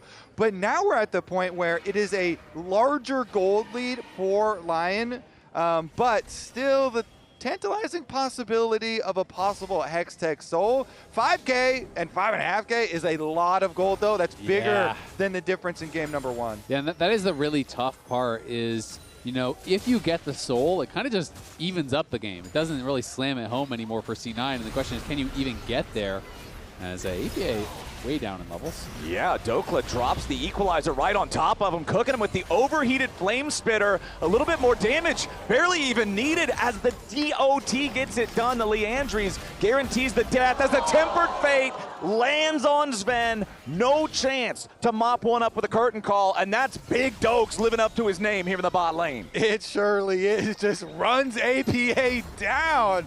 APA even used his Proto Belt before the ult was used. Now, Saint under attack from Blabber. You can see the Aurora's coming, but fairly far away. Yeah, Saint now has a teleport coming in to try to rescue him. He's already dropped the Arcane Storm, and yet again, it's Dokla. The cavalry arrives. Thanatos comes in to guarantee it's an even trade. He tries to bounce around back and forth, but the only place he's going is the fountain. Inspired's ready. Here for the Hound's pursuit. And yet again, the dog is eating good. It's LYON running away with game 2. Blabber nearly had a solo kill there on the enemy mid laner, but Dokla TP's in, gets another kill, hits him with the banter, and takes the Baron. And it feels like LYON starting to run away with it. What a series so far from Dokla. Game number 1, Azael, I know you were praising his Renekton positioning so well at the end of that game, having so much of an impact on a champion that normally falls off. And now here in game number 2, making huge plays both as an individual and as a teammate to set his squad up for the Baron. Absolutely. He's been incredible. Gets counterpicked by Thanatos, gets attacked by Blabber, and is still having a ton of effect. And they've delayed that Baron take, as Kobe was highlighting, for Saint to grab it. Here is that initial play. It looks like it's going to be a good one from Blabber, but it just takes so long to get him that when you look at the map, a teleport's coming in, Berserker's moving up, you can see Inspired running over there. It just takes too long. And Dokla is able to continue the roasting, both in chat and in game, in both side lanes. He's able to chase down the extra one. Inspired. I mean, this Neferi has too much damage, Flowers, now. Yeah. You can always tell when the dog is unleashed because you just press Call of the Pack to get more damage and more puppies before you ult versus needing to dodge anything. And he's got his GA for a while now. He's now working towards that 4th item. He's nearly 3,000 gold ahead of Blabber. Saint is 3,000 gold ahead of APA and 3 levels here. Okay, Blabber and APA trying to make a move in the enemy jungle, but no, Inspired just auto-attacks it. Oh, and APA got knocked on the wrong side of the blast cone. Inspired should be knocked into Guardian Angel at least here. APA barely hanging on to life as Inspired will resurrect through the Guardian Angel. APA going for the teleport to escape. Just says, all right, Blabber, good luck, dude. I'll see you back home. I hope you get home safe. He's not getting home safe, I'm afraid. He's in some serious trouble right now as Inspired is coming back to finish what C9 started. Inspired took the blue, and now he'll take Blabber's life. A killing spree, 6-1-2 on the Neferi. And that type of play, you got to feel like the game is kind of over now, where APA and Blabber are just like going into enemy jungle. Let's get a blue. Deal away blue, and then Inspired literally 2v1s on. He gets his own Gromp and still gets the blue also, smiting the Gromp and autoing down the blue. And he knew, hey, I've got a GA and I'm willing to use it, so I will. What's the point in buying it if you don't? Exactly. I'll chase you down. They get another kill. And forgot to mention the 3rd camp he got, Blabber. Ah, true. The Jarvan camp. Yeah. You just see this big guy with a spear standing in the jungle. Got to get rid of him. The APA camp teleported away. That one's a little hard to track down. We'll get that one later. That's one of the new objectives they added in 2026, the teleporting jungle camp. Man, C9 is in such a rough way now. And it's so scary when you're thinking about, all right, Thanatos is really the only hope for C9, and Inspired is the same level. Yeah, now Vulcan. Nice Mikhail's timing there, guaranteeing that he gets himself out of the Cosmic Binding into the wall. He did sidestep the Tempered Fate as APA finds the Tibbers here on to 2. This could be a good pick. Isles tries to flash away, but no, Blabber has the dunk. Now Dokla flashes out of the edge of the curtain call, keeping himself alive for now. The Zerker firing back. The Zerker goes on Rampage. Dokla's still alive. Blabber has overextended, and LYON is ready to punish him with a Hound's Pursuit reset. Thanatos wants to escape, tagged by the Hex Tech Ray, and he burns down to the Darkened Dagger bleed. As APA escapes over the wall, he will not be caught in the gravity field. Eviscerate from Inspired to chase through the terrain as LYON may just end game number 2 right here. It's only APA and Sven to stop them. I mean, it's just been all about Inspired and Saint in this one. APA has not been able to get anything done, it feels like, on this Annie, and LYON on the precipice of putting us on match point. LYON having a hell of a showing here in game number 2. You're talking about Inspired and Saint being so far ahead for so much of the game, and Dokla also just coming up in those clutch moments.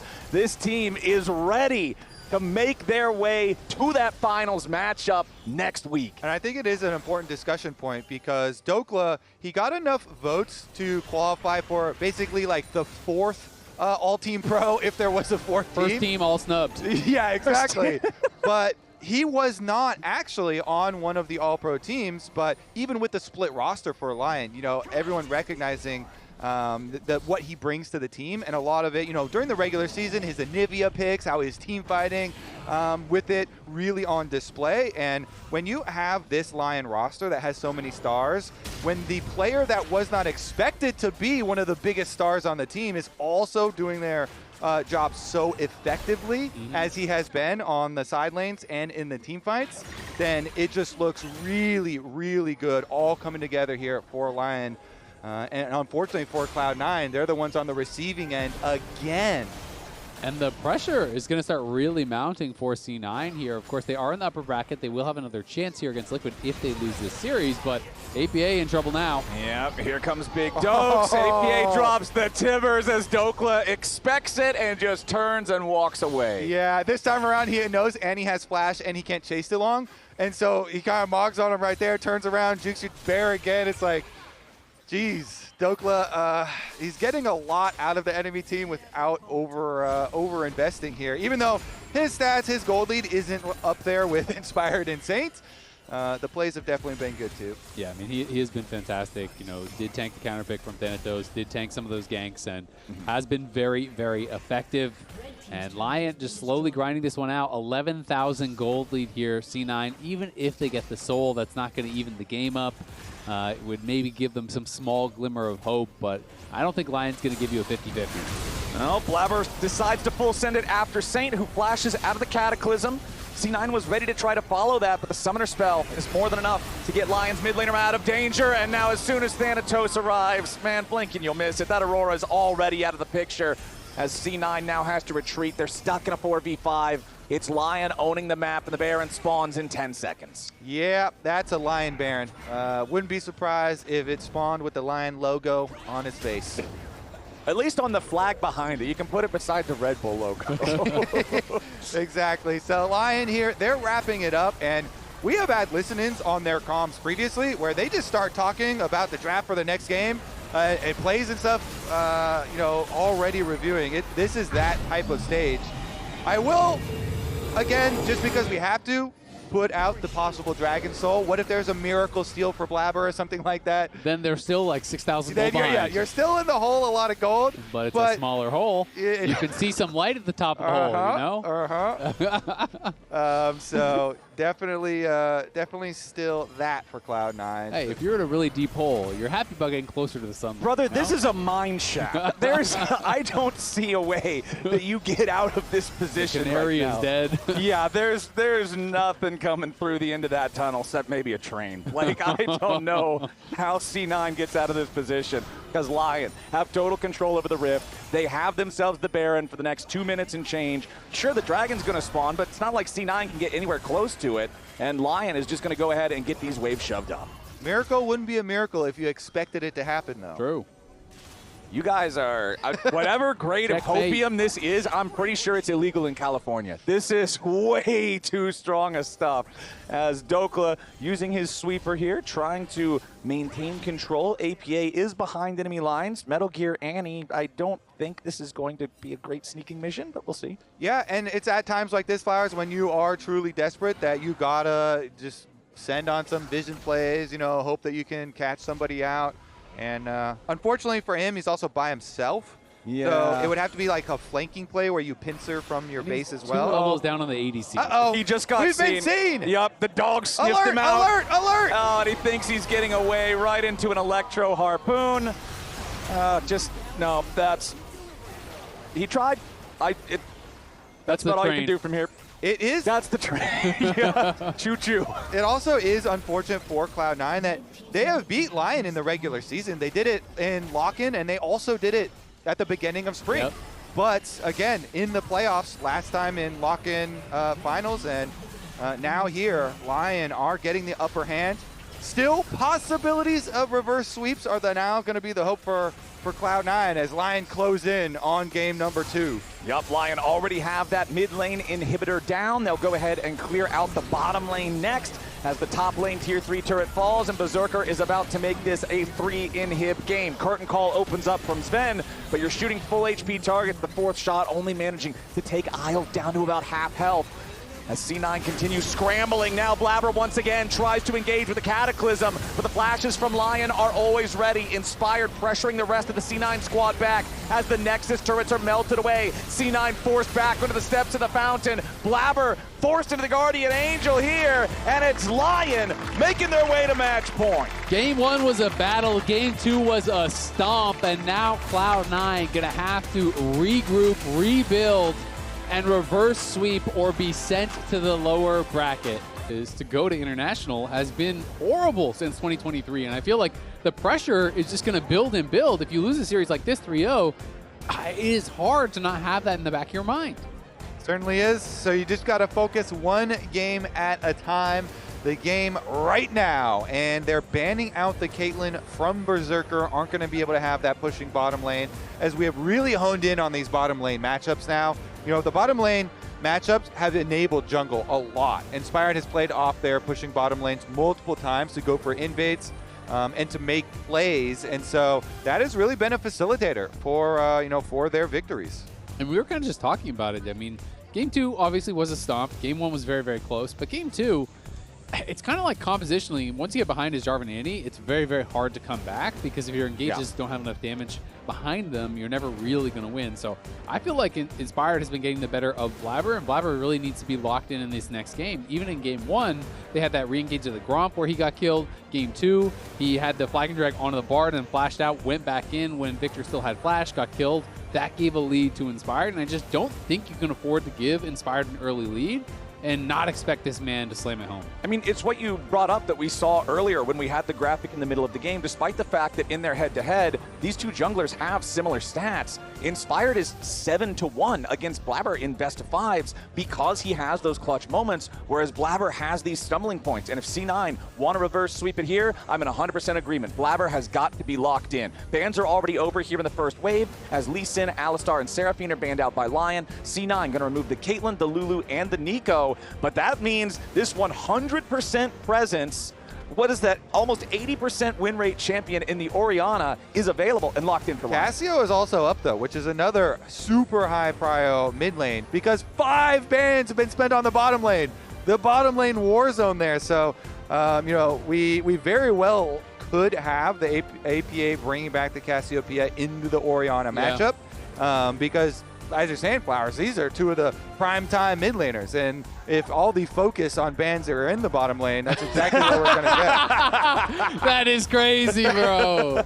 We got Big G in the house with the wild Let's sign hear some there. big barks. Yeah. We better hear it if it gets locked if in. they pick Nasus, he better be on the desk. He better be. At the end of the day, at the end of the game. Even if I'll we're give done him after my this microphone. One, yeah, there you go. Just pass him the headset. He's been a good boy, too. He listened to his doctor. Whoa. You can't just be throwing that out like that, brother. All right. All right. Well, Cassio is, of course, going to be locked in. Ezreal's going to come out this time around. I just want to say for Cassio, that's not something that people associate as much with APA now, but when he first came in, that was one of the champions people always talked about for him, and it is still his 3rd most played all time behind the Ziggs and Talia, and he has a 69% win rate, so it's his highest win rate of all of the champions within, you know, his top 10 or so. He probably has some random champion with 100%, but you know, very adept on the champ. Okay, and we will see C9 lock in that Ezreal. I was talking to Kobe a little bit about it, like between the games. I was pretty surprised to see them go with the Jhin last game versus pairing the Ezreal with the Karma, which seems like a much more common pairing. But this time around, Sven will be piloting that more safe AD carry. Over on the other side, Berserker's going to go ahead and lock in a Misfortune here, nice and early. Yeah, I mean, look at all the bans, right? There's Alistar ban, Seraphine ban, Lulu ban, Nico ban. 4 of the major supports are already gone. So we're looking at engaged supports, which, you know, is something that Vulcan is very, very good at. And with the Alistar banned out, the Rel rises in priority because that is one of those kind of denial picks for it. And with Misfortune, you have to have setup champions that keep people in the bullet time. Without that, this champion just goes ha ha ha ha ha and does no damage and dies. Can you repeat that? No, I'm not going to repeat that. However, you have Orianna and Rel who both lock people down in the bullet time. Some of our fans might have been AFK and missed that. Some of our fans have definitely clipped that, so you can send that to us. We don't have to worry about that. What we have to worry about. Make a soundboard for Flowers. No, I'm worried about it. No, Misfortune has a lot of setup. That's the important thing. That's what we're talking about. So does the Shockwave. This is one of those wombo combos, right? You know, Flash, Magnet Storm, Shockwave, Bullet Time, everything going in there. Jack hoping his team can turn it around. I think everyone here wanted to see a few more games at the very least as well.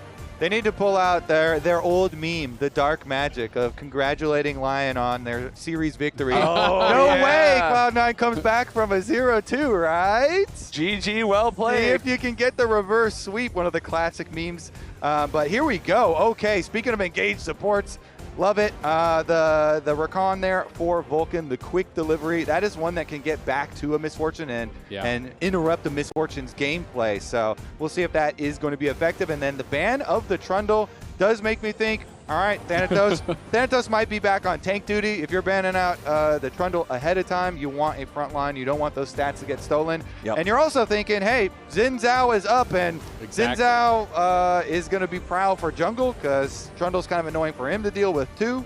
Yeah, which does make me wonder, you know, if LYON would be banning out the Xin, you know, if they're going to say, no, I don't actually want you to have that, because we are getting further into Fearless here, so the pools are getting limited a bit.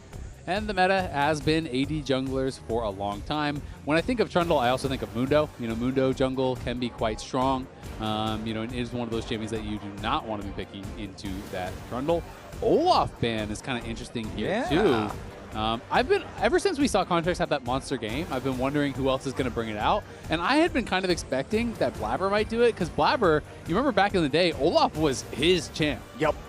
It was one of those champs alongside the Maokai that you just immediately thought of when you thought of Blabber. But we will see Trundle and Olaf out there. Doggy dog. Okay, there is still multiple dogs left in the game. You need to pick the dog to overcome the dog. But now the one dog is already gone. We still could have dog versus dog, Nasus versus Warwick. If we really dog on dog action. Completely.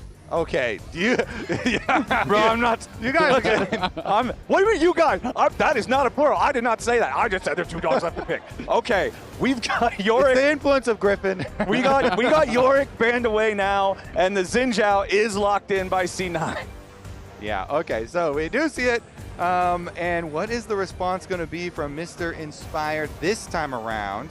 Because Xin definitely, it's one of the jungle champs that doesn't have escapes, and so it can look to punish again. Yeah, for Dokla, it's probably, you know, it's either going to be the Jace or the Gnar. Jace, Gnar, Rumble are the 3 that you really like to play Yorick into. So since they banned out the Yorick, you're expecting it to be one of those 3 matchups that they are protecting for. And it is going to be the Jace here for Dokla. So getting a bit more of a lane bully, but of course Thanatos is on a counter pick here this time around. I wonder if he would take a page out of Dokla's book. Last time we saw LYON, he actually did play the Malphite into it. It's a matchup that I actually quite like. And there are some low mobility carries. Oh, this is so good. This could be flex. It's actually so good too. I mean, it could be flex, could be jungle Jace, but counter strike is really good for Xin. So jungle Jax is still good as a counter pick into Xin, but they aren't going to actually lock it in. But it definitely still is something you need to keep in mind. I want Malphite, man. Malphite goes so hard. You got it. Yeah, okay. You got it. Insta-lock. To me, I just feel like if you're not picking Malphite here, you are trolling. This pick is really good in the 1v1 against Jace. You can go Comet, since the Comet buff is actually quite strong. And the other carries are MF and Orianna. No mobility built in, is just the flash that they have to rely on. So I feel like this is actually a great comp here. You're looking at Malphite plus Xin Zhao plus Rakan flying in. You have carries that have a lot of agency here in the Cassio and the Ezreal. So I really like what they have built up. 100% agree there, because it should be hard for Misfortune to ever get a really good ult with a lot of flanking possibilities there. Ezreal as well as a lot of mobility. So does look pretty good for the Cloud9 hopeful, I feel like. Out of, we're going to stick with the Sejuani top though. By the way, Sejuani, because of this Malphite lock-in, they're going to go with Dokla AP Sejuani top. Cool. It is something in solo queue that's been quite effective. And so they do the flex that has been dangled out there in front of us. Now we're actually going to get it, and Inspired's going to bring back that jungle Jace. I'm really interested to see what build he goes for in top, because I know there was also a Sejuani one trick that was doing all support items. He was going Vandal Pipes Rush for stacking his passive faster, and then just going pure tank support items. But of course, you know, AP could be pretty effective against that Malphite, and being able to actually flex that Jace to jungle, where it had been popular for a while earlier this year. Yeah. And dodging that matchup. And so we did actually get one play way back in the EWC qualifiers in North America where Photon did it. And he did have the Rylai's Crystal Scepter, but they did lose the game for his Sejuani top, and that is the only Sejuani top this year. And it is Grasp with TP, so he's not playing Ignite. So I am kind of thinking it might be tank, you know, whether it's going to be standard tank or, you know, whether it's going to be support items like Vandal Pipes and that style remains to be seen. But I do think this is a pretty cool flex. To be honest, though, if I'm playing Malphite, it's not like I'm really that worried about the Sejuani. You know, you're not blasting the Jace anyway. You're kind of just answering it and slowly whittling him down, and then you can threaten it all in. And you're going to be able to farm just fine, I feel like, against the Sejuani. And, you know, should be still happy to play this compositionally into everything that LYON has. Yeah, just maybe would be a bit happier if you had the Jace for your lane. But it's not like a Vladimir or Ryze or some crazy thing got, you know, whipped out and now you're going to get smoked by it. Yeah, if they would initially have drafted something like Vladimir to be the jungler, but that's neither here nor there. Right now, we've got Raz standing by for an interview with LYON coach Rainover. I love that we get to have a chance to chat with you after this draft. You get the Malphite pick, and then you guys respond by swapping the Sejuani top. Can you talk me through the thought process and the swap for Sejuani? I mean, obviously at the beginning we didn't plan it, but like the moment we see the Malphite champion, I think it was pretty good timing for us to swap. So we did it, and then I mean there is like upside and downside, right? Of like top is pretty happy, but our mid jungle synergy is not like too good. But we do have the champion Rao and Sejuani at the end with the team fight. I think our comp makes sense, so we end up going for it. Yeah, I love it. And just talk to me about, you guys are on match point. Any message that you told the team? Because it seems like you guys always have Cloud9's name when it comes to important playoff matches. I mean, I think game 1 we were in a pretty good spot, but we were pretty rushed on our decision making. So we just make sure the team, we just don't rush, just play patient. And then game 2 we did play patient. I think it was more of like C9 making a lot of like desperate plays, and we just like pretty much had an easy game. So same thing this game. We do have pretty good range as well. We do have pretty good scaling, so we just have to chill a little bit and then just play our win well. And over anything from C9's composition that you're worried about, and something that you kind of want to look out for if you guys do want to end up taking this victory? I mean, it's just like their comp. They do have Casio for early game. He has pretty good matchup into Arena. Alice only early game. So early game, like even Xin Zhao is pretty strong early game. So as long as the early game is fine, we should be good. All right, sweet. Thank you. Appreciate it. And we're going to send this one straight back to the casters. Yeah, I mean, Thanatos actually doing a really good job in the lane early. He got like almost an entire wave advantage on CS on Dokla as he pushed it and then got the bounce back. And he only backed off because he knew Inspired was pathing up towards him. He knows enemy jungle pressure is going to be desynced as his jungler is pathing the opposite way. So Thanatos plays the matchup really well, and it is going to end up with a CS lead, plus avoiding the possible any enemy jungler intervention. So good early stuff from the Malphite, even with the little swap. Meanwhile, over in mid lane, checking in on this Orianna versus Cassiopeia trade, since both of these champions do often find themselves banned away. Everything is pretty par for the course. Rainover did say the synergy between the Orianna and the Jace isn't that great, so that is something that they considered one of the trade-offs for having to make that last-second swap. The nice part is, though, you do still have an AD jungler alongside 2 solo laners. Although Sejuani is a tank mostly, she still does magic damage with her abilities, so I feel like you can still have some decent combo potential there, at least in terms of your opponents not being able to itemize utterly effectively against you. Dokla slowing Thanatos down a little bit here, but honestly, Thanatos is undeterred. He is not minding this lane or this champion swap at all. Yeah, it looked like Dokla queued forward there, but it missed, so it allowed Thanatos to chase down and actually, you know, get a really good trade, because when you use that Q aggressively, normally you're trying to hit them, do a little bump, put some damage down, and then immediately back it off, but it is difficult to have that extended trade here into the Malphite, and is able to punish him. And this is, once again, that 2026 series results here for Cloud9. Only wins except the one time they played against LYON in the best of 5. Yeah, and critically, as you can see right here, thank you very much, Kobe, for the circles. They've beaten LYON 2 out of the 3 times they've played them in a series. It's just the one time that they lost was the one time they could have punched their ticket to international competition a couple months back at First Stand.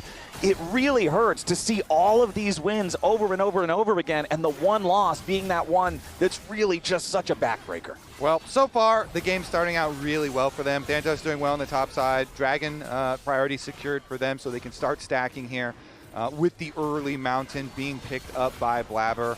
And off the bottom lane going pretty smoothly for them as well. Yep, double tier stacking. Cloud9 going to be pretty happy. But you've also heard from Rainover. Rainover was saying he just wants them to play slow. He felt like they had the scaling advantage, like their team fight is going to be really, really powerful. And so I think both teams going to be feeling very comfortable, and it's going to come down to how can you perform in the team fights? Is Cloud9 able to clutch up in these big moments? Because that is where it feels like LYON has gotten the best of them in these skirmishes that gave them the early lead in Game 2. When you think back to Game 1, a lot of it was about objective steals and secures from Inspired that really kind of flipped the script. Yeah, and meanwhile, look at all the vision. They've got this thing lit up down here for the dragon stacking for the bottom side, and it also allows, you know, possible roaming ganks. When we do get finally these engaged supports matchups on bottom side, if you can win bottom side and just get the push for your team, then it unlocks Vulcan or Isles to go for mid lane ganks, especially Cassio and Orianna. Yeah, they're super highly prized picks right now. Great mages for mid lane. But they're also influenced very heavily by ganks because they don't have a lot of mobility themselves. So, okay, crash down comes in from Isles. wants to dive onto this C9 duo as Sven takes a lot of damage here. Berserker trying to get enough to kill him off. Barrier from the C980 carry as the double up's not going to find the angle and Sven stays alive. Yeah, not great there for C9 as Isles was just kind of winning that support battle. He was sidestepping the Gleaming Quill and then being able to land a double Shattering Strike and just kind of winning out in this little duel they were having in the brushes, set up for Berserker to get that advantage. And as we all know, with MF versus any sort of PokeChamp, your only real opportunity to get a lead on MF is early, because once she has BT, she doesn't really care about anything that you are doing. Okay, topside though, already Glacial Prison committed from Dokla, and Inspired is here, but it's still first blood over to Thanatos. Dokla overplaying his hand there, not recognizing his limits, so Thanatos hits first, even though it's a 1-for-1. Yeah, Dokla wanted to start it really early, as we saw Inspired running down the lane, trying to get there. But Thanatos like just takes the ult. Is like, fine, I'm gonna have my damage to burst as well afterwards. Neither of them use their flashes. It does mean Inspired gets to push on the tower as well for turret plate money here for the Jace. And Jace's clear is still very, very good even after the adjustments. Yeah, it is really good. And I mean, he got the cleanup kill and he got a plate on top, like you're mentioning. So 500 gold lead for the Jace. Here is this 1v1 though, as Thanatos has been winning out, had a much better buy. Dokla at this point was just on the Ruby Crystal plus the tier. Jace comes up, he's trying to bait for this, but does overplay his hand. Needed to play it a little bit more slowly, and they could have maybe got that clean 1-for-0. But at the end of the day, I still think you're reasonably happy with that because all the gold went to Inspired. And Inspired now also going to pick up all of the grubs. So that earlier Drake that was taken by C9 now answered by LYON, grabbing an objective of their own as the bullet time going to bring Sven down to about 100 HP. The full channel! Good lord, man. Berserker just steps up and shoots him down. Flash auto double up. Blink and you'll miss it. Both bullets find Sven, and he even wastes the flash in his death. That's a big mistake from the C980 carry. That's what I was gonna say. I mean, once the auto and the Q is in the air, and once the bullets are flying, you have to be able to flash into Fog of War to be able to break something. And you already know you are a dead man walking. It's kind of one of those moments though where you want it back. You're like, I knew that was gonna happen. But because he also flashes there for Sven, that is quite rough. I mean, the wasted flash is bad, but the bigger mistake is even just walking up. You're at 5% HP after the bullet time, right? Like, he tanked that whole thing. You have to know he can look for that sort of a play, and that is a big misstep there from Sven, who has received quite a bit of criticism throughout the year for those types of mistakes that have cost him. I mean, even when we were listening to the lounge at the start of the day, when you're looking at the All-Pro team placements, C9, I believe it was, had 2 first-team All-Pros, 2 third-team All-Pros, and then Sven, who was not on any of the All-Pro. Yeah. He has been one of the biggest points of criticism for this team throughout Spring Split so far, and mistakes like that certainly aren't going to stop those conversations. And notably, the guy on the other side, Berserker, guess what team he was on? First-team All-Pro, and by a significant margin. And when you're at that low, you just cannot walk up. Like, that is just a Q probably kills you. I don't even know if he needed the auto, but he gets both. And bullet to the back, and you got some time to think about it. I don't know. No, this is never a play, I guess. Anyway. Yeah, I feel like he really wanted that one back. Yeah, I mean, he shifted aggressively before that, which is what Berserker, was trying to capitalize on, obviously, with the ult. And maybe based on those comms, that almost sounds like he thought he was baiting for something. Yeah, because I had been assuming that it's one of those things where, like, you kind of know there's a high chance of this happening, but when he said it's not a play, it sounds like they had been talking previously about bait this and I'll go in a bigger or play something. of some sort. Yeah. Blabber and Vulcan stepping forward here, trying to maintain control over the bottom side river. Yeah, Inspired with that big purchase. Blabber also has the Sundered Sky completed on the Xinjiao. And C9 has control of the bot side river for now. Should be able to secure this crab without much contest. Isles is going to move forward a little bit here, but C9 also has APA in the area. I mean, Inspired hurts. He's already nearly 800 gold ahead of Blabber at this point. Has the early Cycle Sword, is playing first strike, and those shock blasts are punishing. I guess, too, okay, as we watch the dragon, You know, got to keep an eye on this one. It doesn't look like LYON want to fight for it. They're just kind of going to walk away. Blabber has enough control with his teammates nearby to guarantee C9 take the second drink. So with the comms, I'm looking back at the play, and it actually is a really big setup play where they had the roam from APA in the process, and Blabber was already in Tribrush. So they literally had 2 other people roaming. Plus, you know, they had Vulcan basically moved into position to dive. But because Berserker does the good job of, you know, comboing E and ult to clear the wave and chunks Ven all the way down, that cuts the whole play off. So it was a communicated play with 4 members of Cloud9 kind of committing time. The funny little Easter egg there, too, is that right when he did die, APA gave a thumbs up and as he was roaming down on the Cassio. So, yeah, they... unfortunate for them because they had kind of coordinated with multiple members. Man, this gold lead quietly, I mean, the game is only 2-1 so far, but it's a 2,000 gold lead, 12.5 minutes in for LYON, with 2/3 of it being on the AD carry. APA, nice sidestep there, getting away from the Glacial Prison. Now the counterattack coming in from Vulcan. Doklu's going to be the target, but C9, they don't have enough damage to burn through a Sejuani. Very nice moves, though, from APA, sidestepping the Sejuani ult, flashing away from the Orianna ult, keeps himself safe. It is well played, but at the end of the day, still a good move from LYON because you're trading 2 ults for the flash. The flash is going to be a much longer cooldown, so now they can go for a rinse and repeat. They didn't commit any flashes to get that, so now you come back with a flash engage from Isles or anything of that sort, and APA could be in a lot of trouble, and we're kind of back in what has felt like a bit of a familiar position so far in this series. Thanatos the only one with a gold lead for Cloud9, but he's on a tank, and I think Malphite is a fantastic pick in this game. I love it, but you do need the damage behind you, and Sven in particular is falling very far behind after that solo kill from Berserker, and Berserker is going to be running mid lane right now because now he has the BT and just ignore everything Ezreal does. Yeah, I've got the BT, the Cull fully stacked to just give him that extra economic boost. C9 walk towards the brush, and Inspired is immediately ready to greet them with that accelerated shock blast plus the first strike. Blabber trying to make sure that he can still potentially contest for this crab, although LYON are stepping up to try to force C9 further back. Berserker does have the ultimate. Inspired lands another hit onto the C9 jungler. Blabber down to half HP. Isles goes in, jumps into the crash down, trying to keep everybody locked up, but Isles just walks into his own demise. They're going to give the kill over to Sven. Easy peasy there for C9, punishing LYON. Yeah, it looked like Isles had lost track of the fact that APA was moving up because Saint is down here on the bot side, so he goes for the engage, maybe thinking it's even numbers, and then clearly everyone else from LYON was just calling it off because no one even pretended to follow up on that. They all just immediately backed off. Saint does get a plate, deny a little bit of CS there. Maybe a melee or 2 died as APA was on that roam. Yeah, really smart from APA because it's a cannon wave. As you're pointing out, he doesn't lose very much at all. So really good team play there from Cloud9 in a game where there is so much pressure on them. You know, they're down 0-2. They just had their previous play they tried to call on bottom side turn around on them with 4 people going and it actually resulting in a death on their part. That is a moment that in a series you could see, oh, vibes could get really bad, but that's a very nice one from Cloud9 to bounce back and keep their hopes alive. They do still have the Dragons, even though the gold is definitely going LYON's favor, and LYON looking like they have had the upper hand for the majority of this series.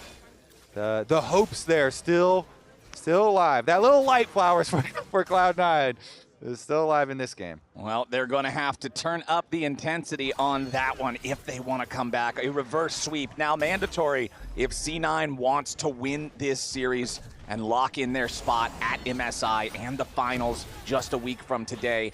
As the Rift Herald will now be started up. Vulcan, Blabber, and APA all in the area. Isles trying to clear out some vision. Inspired is also hanging around nearby. Serpent's Fang, fully completed second item here for Inspired, going immediately for that more of a tech pick there in the itemization versus part of the usual core build, as the Herald is already down to 2,000 HP. And despite the fact that LYON was nearby, they don't want to fully commit to a challenge here. So C9 is going to take that one. Yeah, C9 doing a good job. They have been winning the objective war thus far. They have already gotten the first 2 dragons. Now they're able to grab this here on the top side. And third dragon spawning in just over 25 seconds. So if C9 can get down there and threaten that, that would be 3 dragons early in a Hextech Soul game. That will put them in a great spot if they can get it. So I think that LYON for sure will want to contest. And it's going to make it a lot about the setup. And you can see LYON members are there first. Isles moving in with Inspired trying to control vision. Berserker, meanwhile, has to be the one to answer the potential C9 push in the mid lane. Again, another accelerated shock blast from Inspired. Has been finding good accuracy with these so far, but C9 is already starting up the Drake. Both top laners contesting one another down here in the bottom part of the map. As LYON steps forward, Saint isn't here yet. Another nice accelerated shock blast coming in from Inspired. Thanatos walks over, Dokla's ready to TP. C9 full sends it, Inspired's about to die. Beautiful kill coming in as C9 already find the enemy jungler. They're gonna secure themselves this goal. Oh, it's a massive bullet time! Everybody is caught in the MF ulti! And Berserker guns them down! C9, it looked like they had it, but they just couldn't beat the combo. Remember what I said in draft? You hold him still, and misfortune blows him away. It's Berserker's time now. He just mows him down.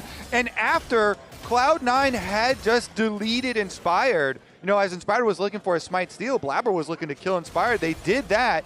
However, it cost them, again, a lot of gold. So the Dragons, so close. A similar story to last time around, but also a similar gold lead for LYON again. And it's so reminiscent of the fight against Nefiri where they kill off the Fury at the Dragon. They spend so much on it. Great, you got him. But look where Berserker is. Look where Saint is. They are not involved in this engage. They are positioned well. They're spread enough. You full send everything onto Inspired, and Saint and Berserker are full HP. So when they go back, get down, the re-engage here from Isles, plus the Magnet Storm, the bullet time, everything holding them in place. They just get destroyed. Yeah, Dokla even hit the ultimate there to grab the extra kill, and so they got three. They got three with it. Everyone felt that. Yup, that's the best feeling as a jungler. When they full sin and they kill you, it's just like, yeah, nice team fight. Good stuff there from LYON, recovering in what was otherwise going to be a very, very good situation for C9 because they established themselves at Soul Point. But now I feel like we're once again back in this situation where it's no longer a good thing for you to get the Dragon Soul. It's now mandatory with these LYON gold leads. Yeah, I mean, the gold leads are huge. Saint, Berserker, Inspired, familiar position for them, way ahead once again of their C9 counterparts here. C9 do have really good playmaking. It is absolutely possible for them to win out here, as you can see that defensive TP from Saint. But it's definitely problematic. If you full send it on Inspired, you're ignoring the threats that are Saint and Berserker. This is not a one-threat comp. You can't spend everything on him and expect to win. And I had been looking at the gold in inventory before that team fight. Berserker, during that team fight, he already, before all the kills, had 1,700 gold in inventory. Like, had not purchased. That's over a BF Sword's worth of gold. So he went back. He's got a collector plus extra swords on top of that already. So he already melted 3 people without spending the money. Now it truly is going to execute people with the collector too. I mean, I'm pretty sure his inventory before that fight was 2 swords, the bow, the cull, and the bloodthirster. So it's just collector piled on top of it now. This misfortune is so strong. 4,500 gold lead here for LYON. Vulcan still waiting in this brush. Saint uses his Chovy belt to get away. Vulcan wants to full send the engage, but Isles is right there to protect his mid laner. It doesn't turn into anything. Yeah, that engage was not very inspiring, shall we say. No. Vulcan pops the quickness, kind of jogs on in there, but by the time he gets to Saint, you know, nothing is going to happen. It's very clear. Isles had read the play, was there behind him, and Saint was not in a dangerous spot either. He wasn't even close to the front. Yeah, I felt like Saint read the play too. Yeah. He was super ready with his protobelt activation. So it's like a read-along, you know? They're both same time.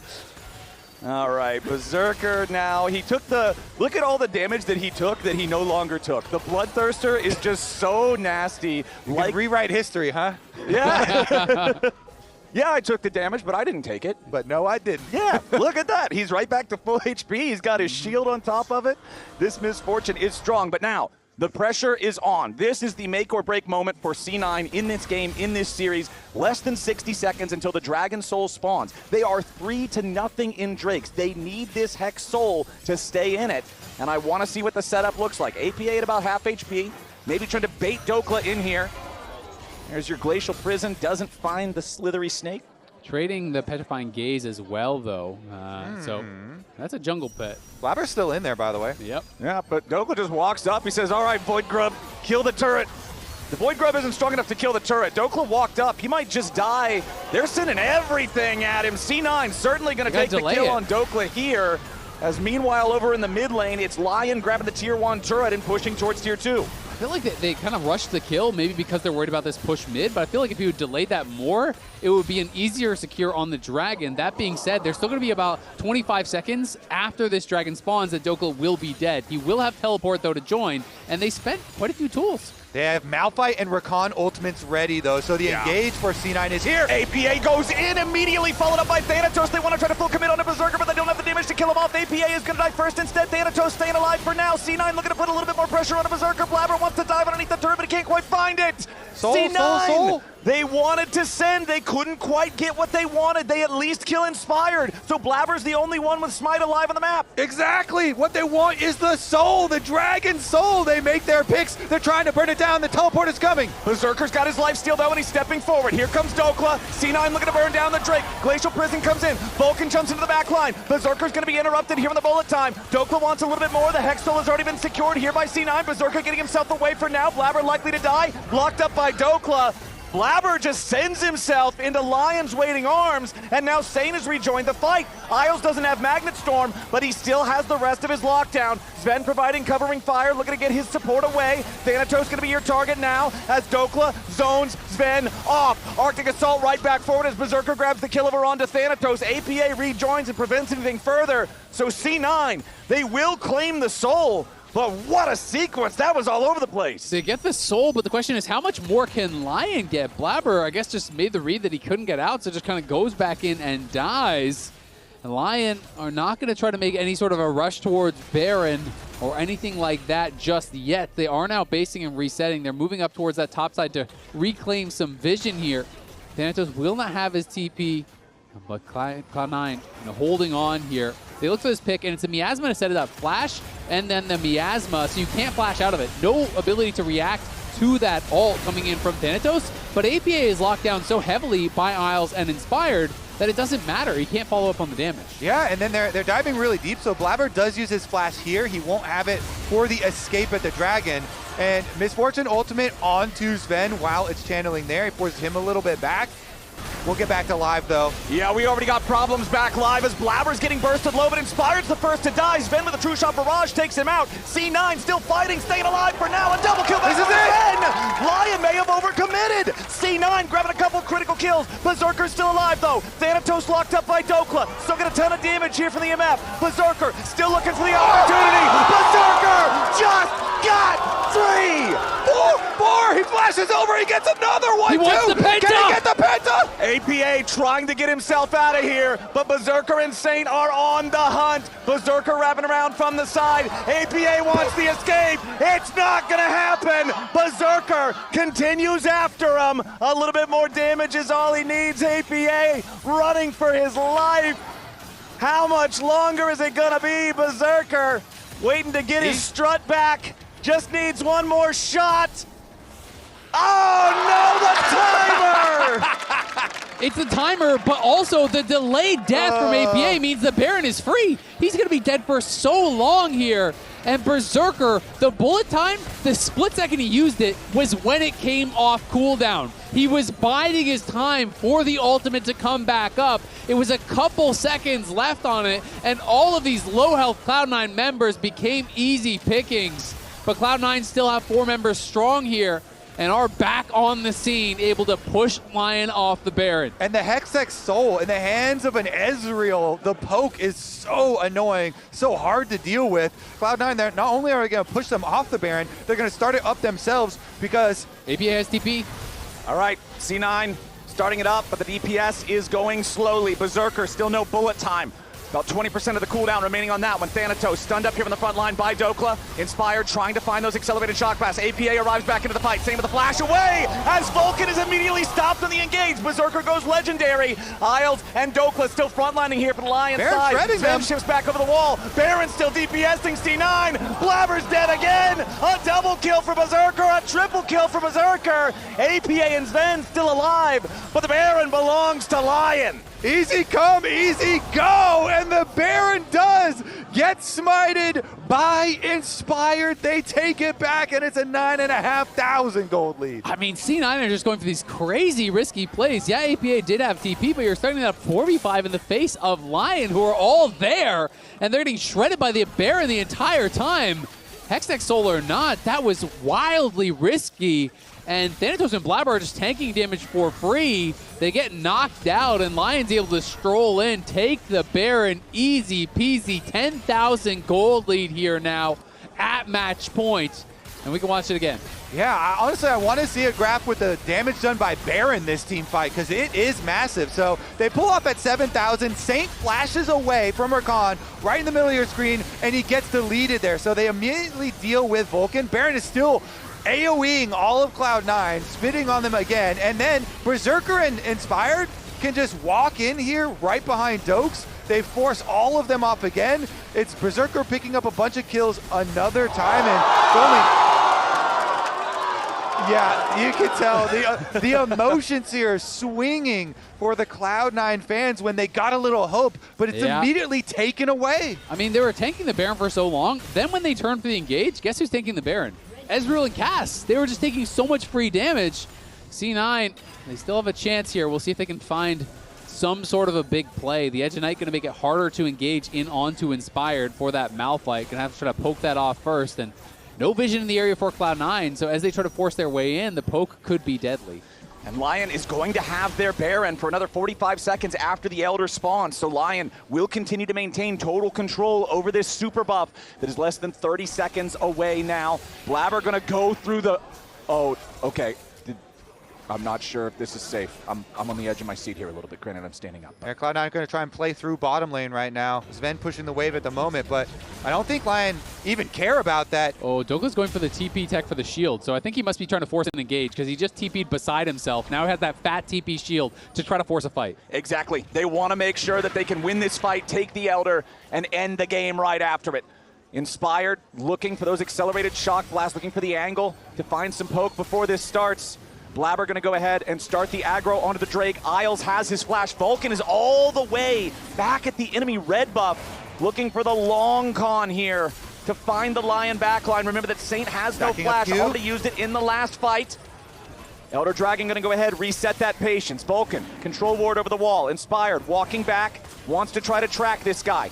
Vulcan going to step forward into the brush here, goes in for Saint, finds the quickness immediately on the entrance. Saint's going to be taken low, but it does not die here just yet. Blabber with Thanatos looking to dive after the enemy mid lane, but APA is about to die now too. Shutdown credit over to Blabber, but Sven has fallen. C9's gambit failed, and LYON wiped them off the rip. 5-for-1. Regular season means nothing if you can't step up when you need to. And once again, LYON shows they've got what it takes to knock C9 down. They will clean sweep them here in the upper bracket finals. They will punch their ticket to MSI, and they will earn their spot in the finals to compete for the LCS Spring Split Championship next weekend. And Berserker with a Misfortune Masterclass drops a 14 bomb on him. 14-0. Deathless, really big here from LYON. 3-0, taking down Cloud9 and guaranteeing their spot to represent North America at MSI. And they'll be waiting in the grand finals to defend their championship. They won in lock-in. They're looking to repeat here again in spring. This team getting better and better. When it matters most, they step up.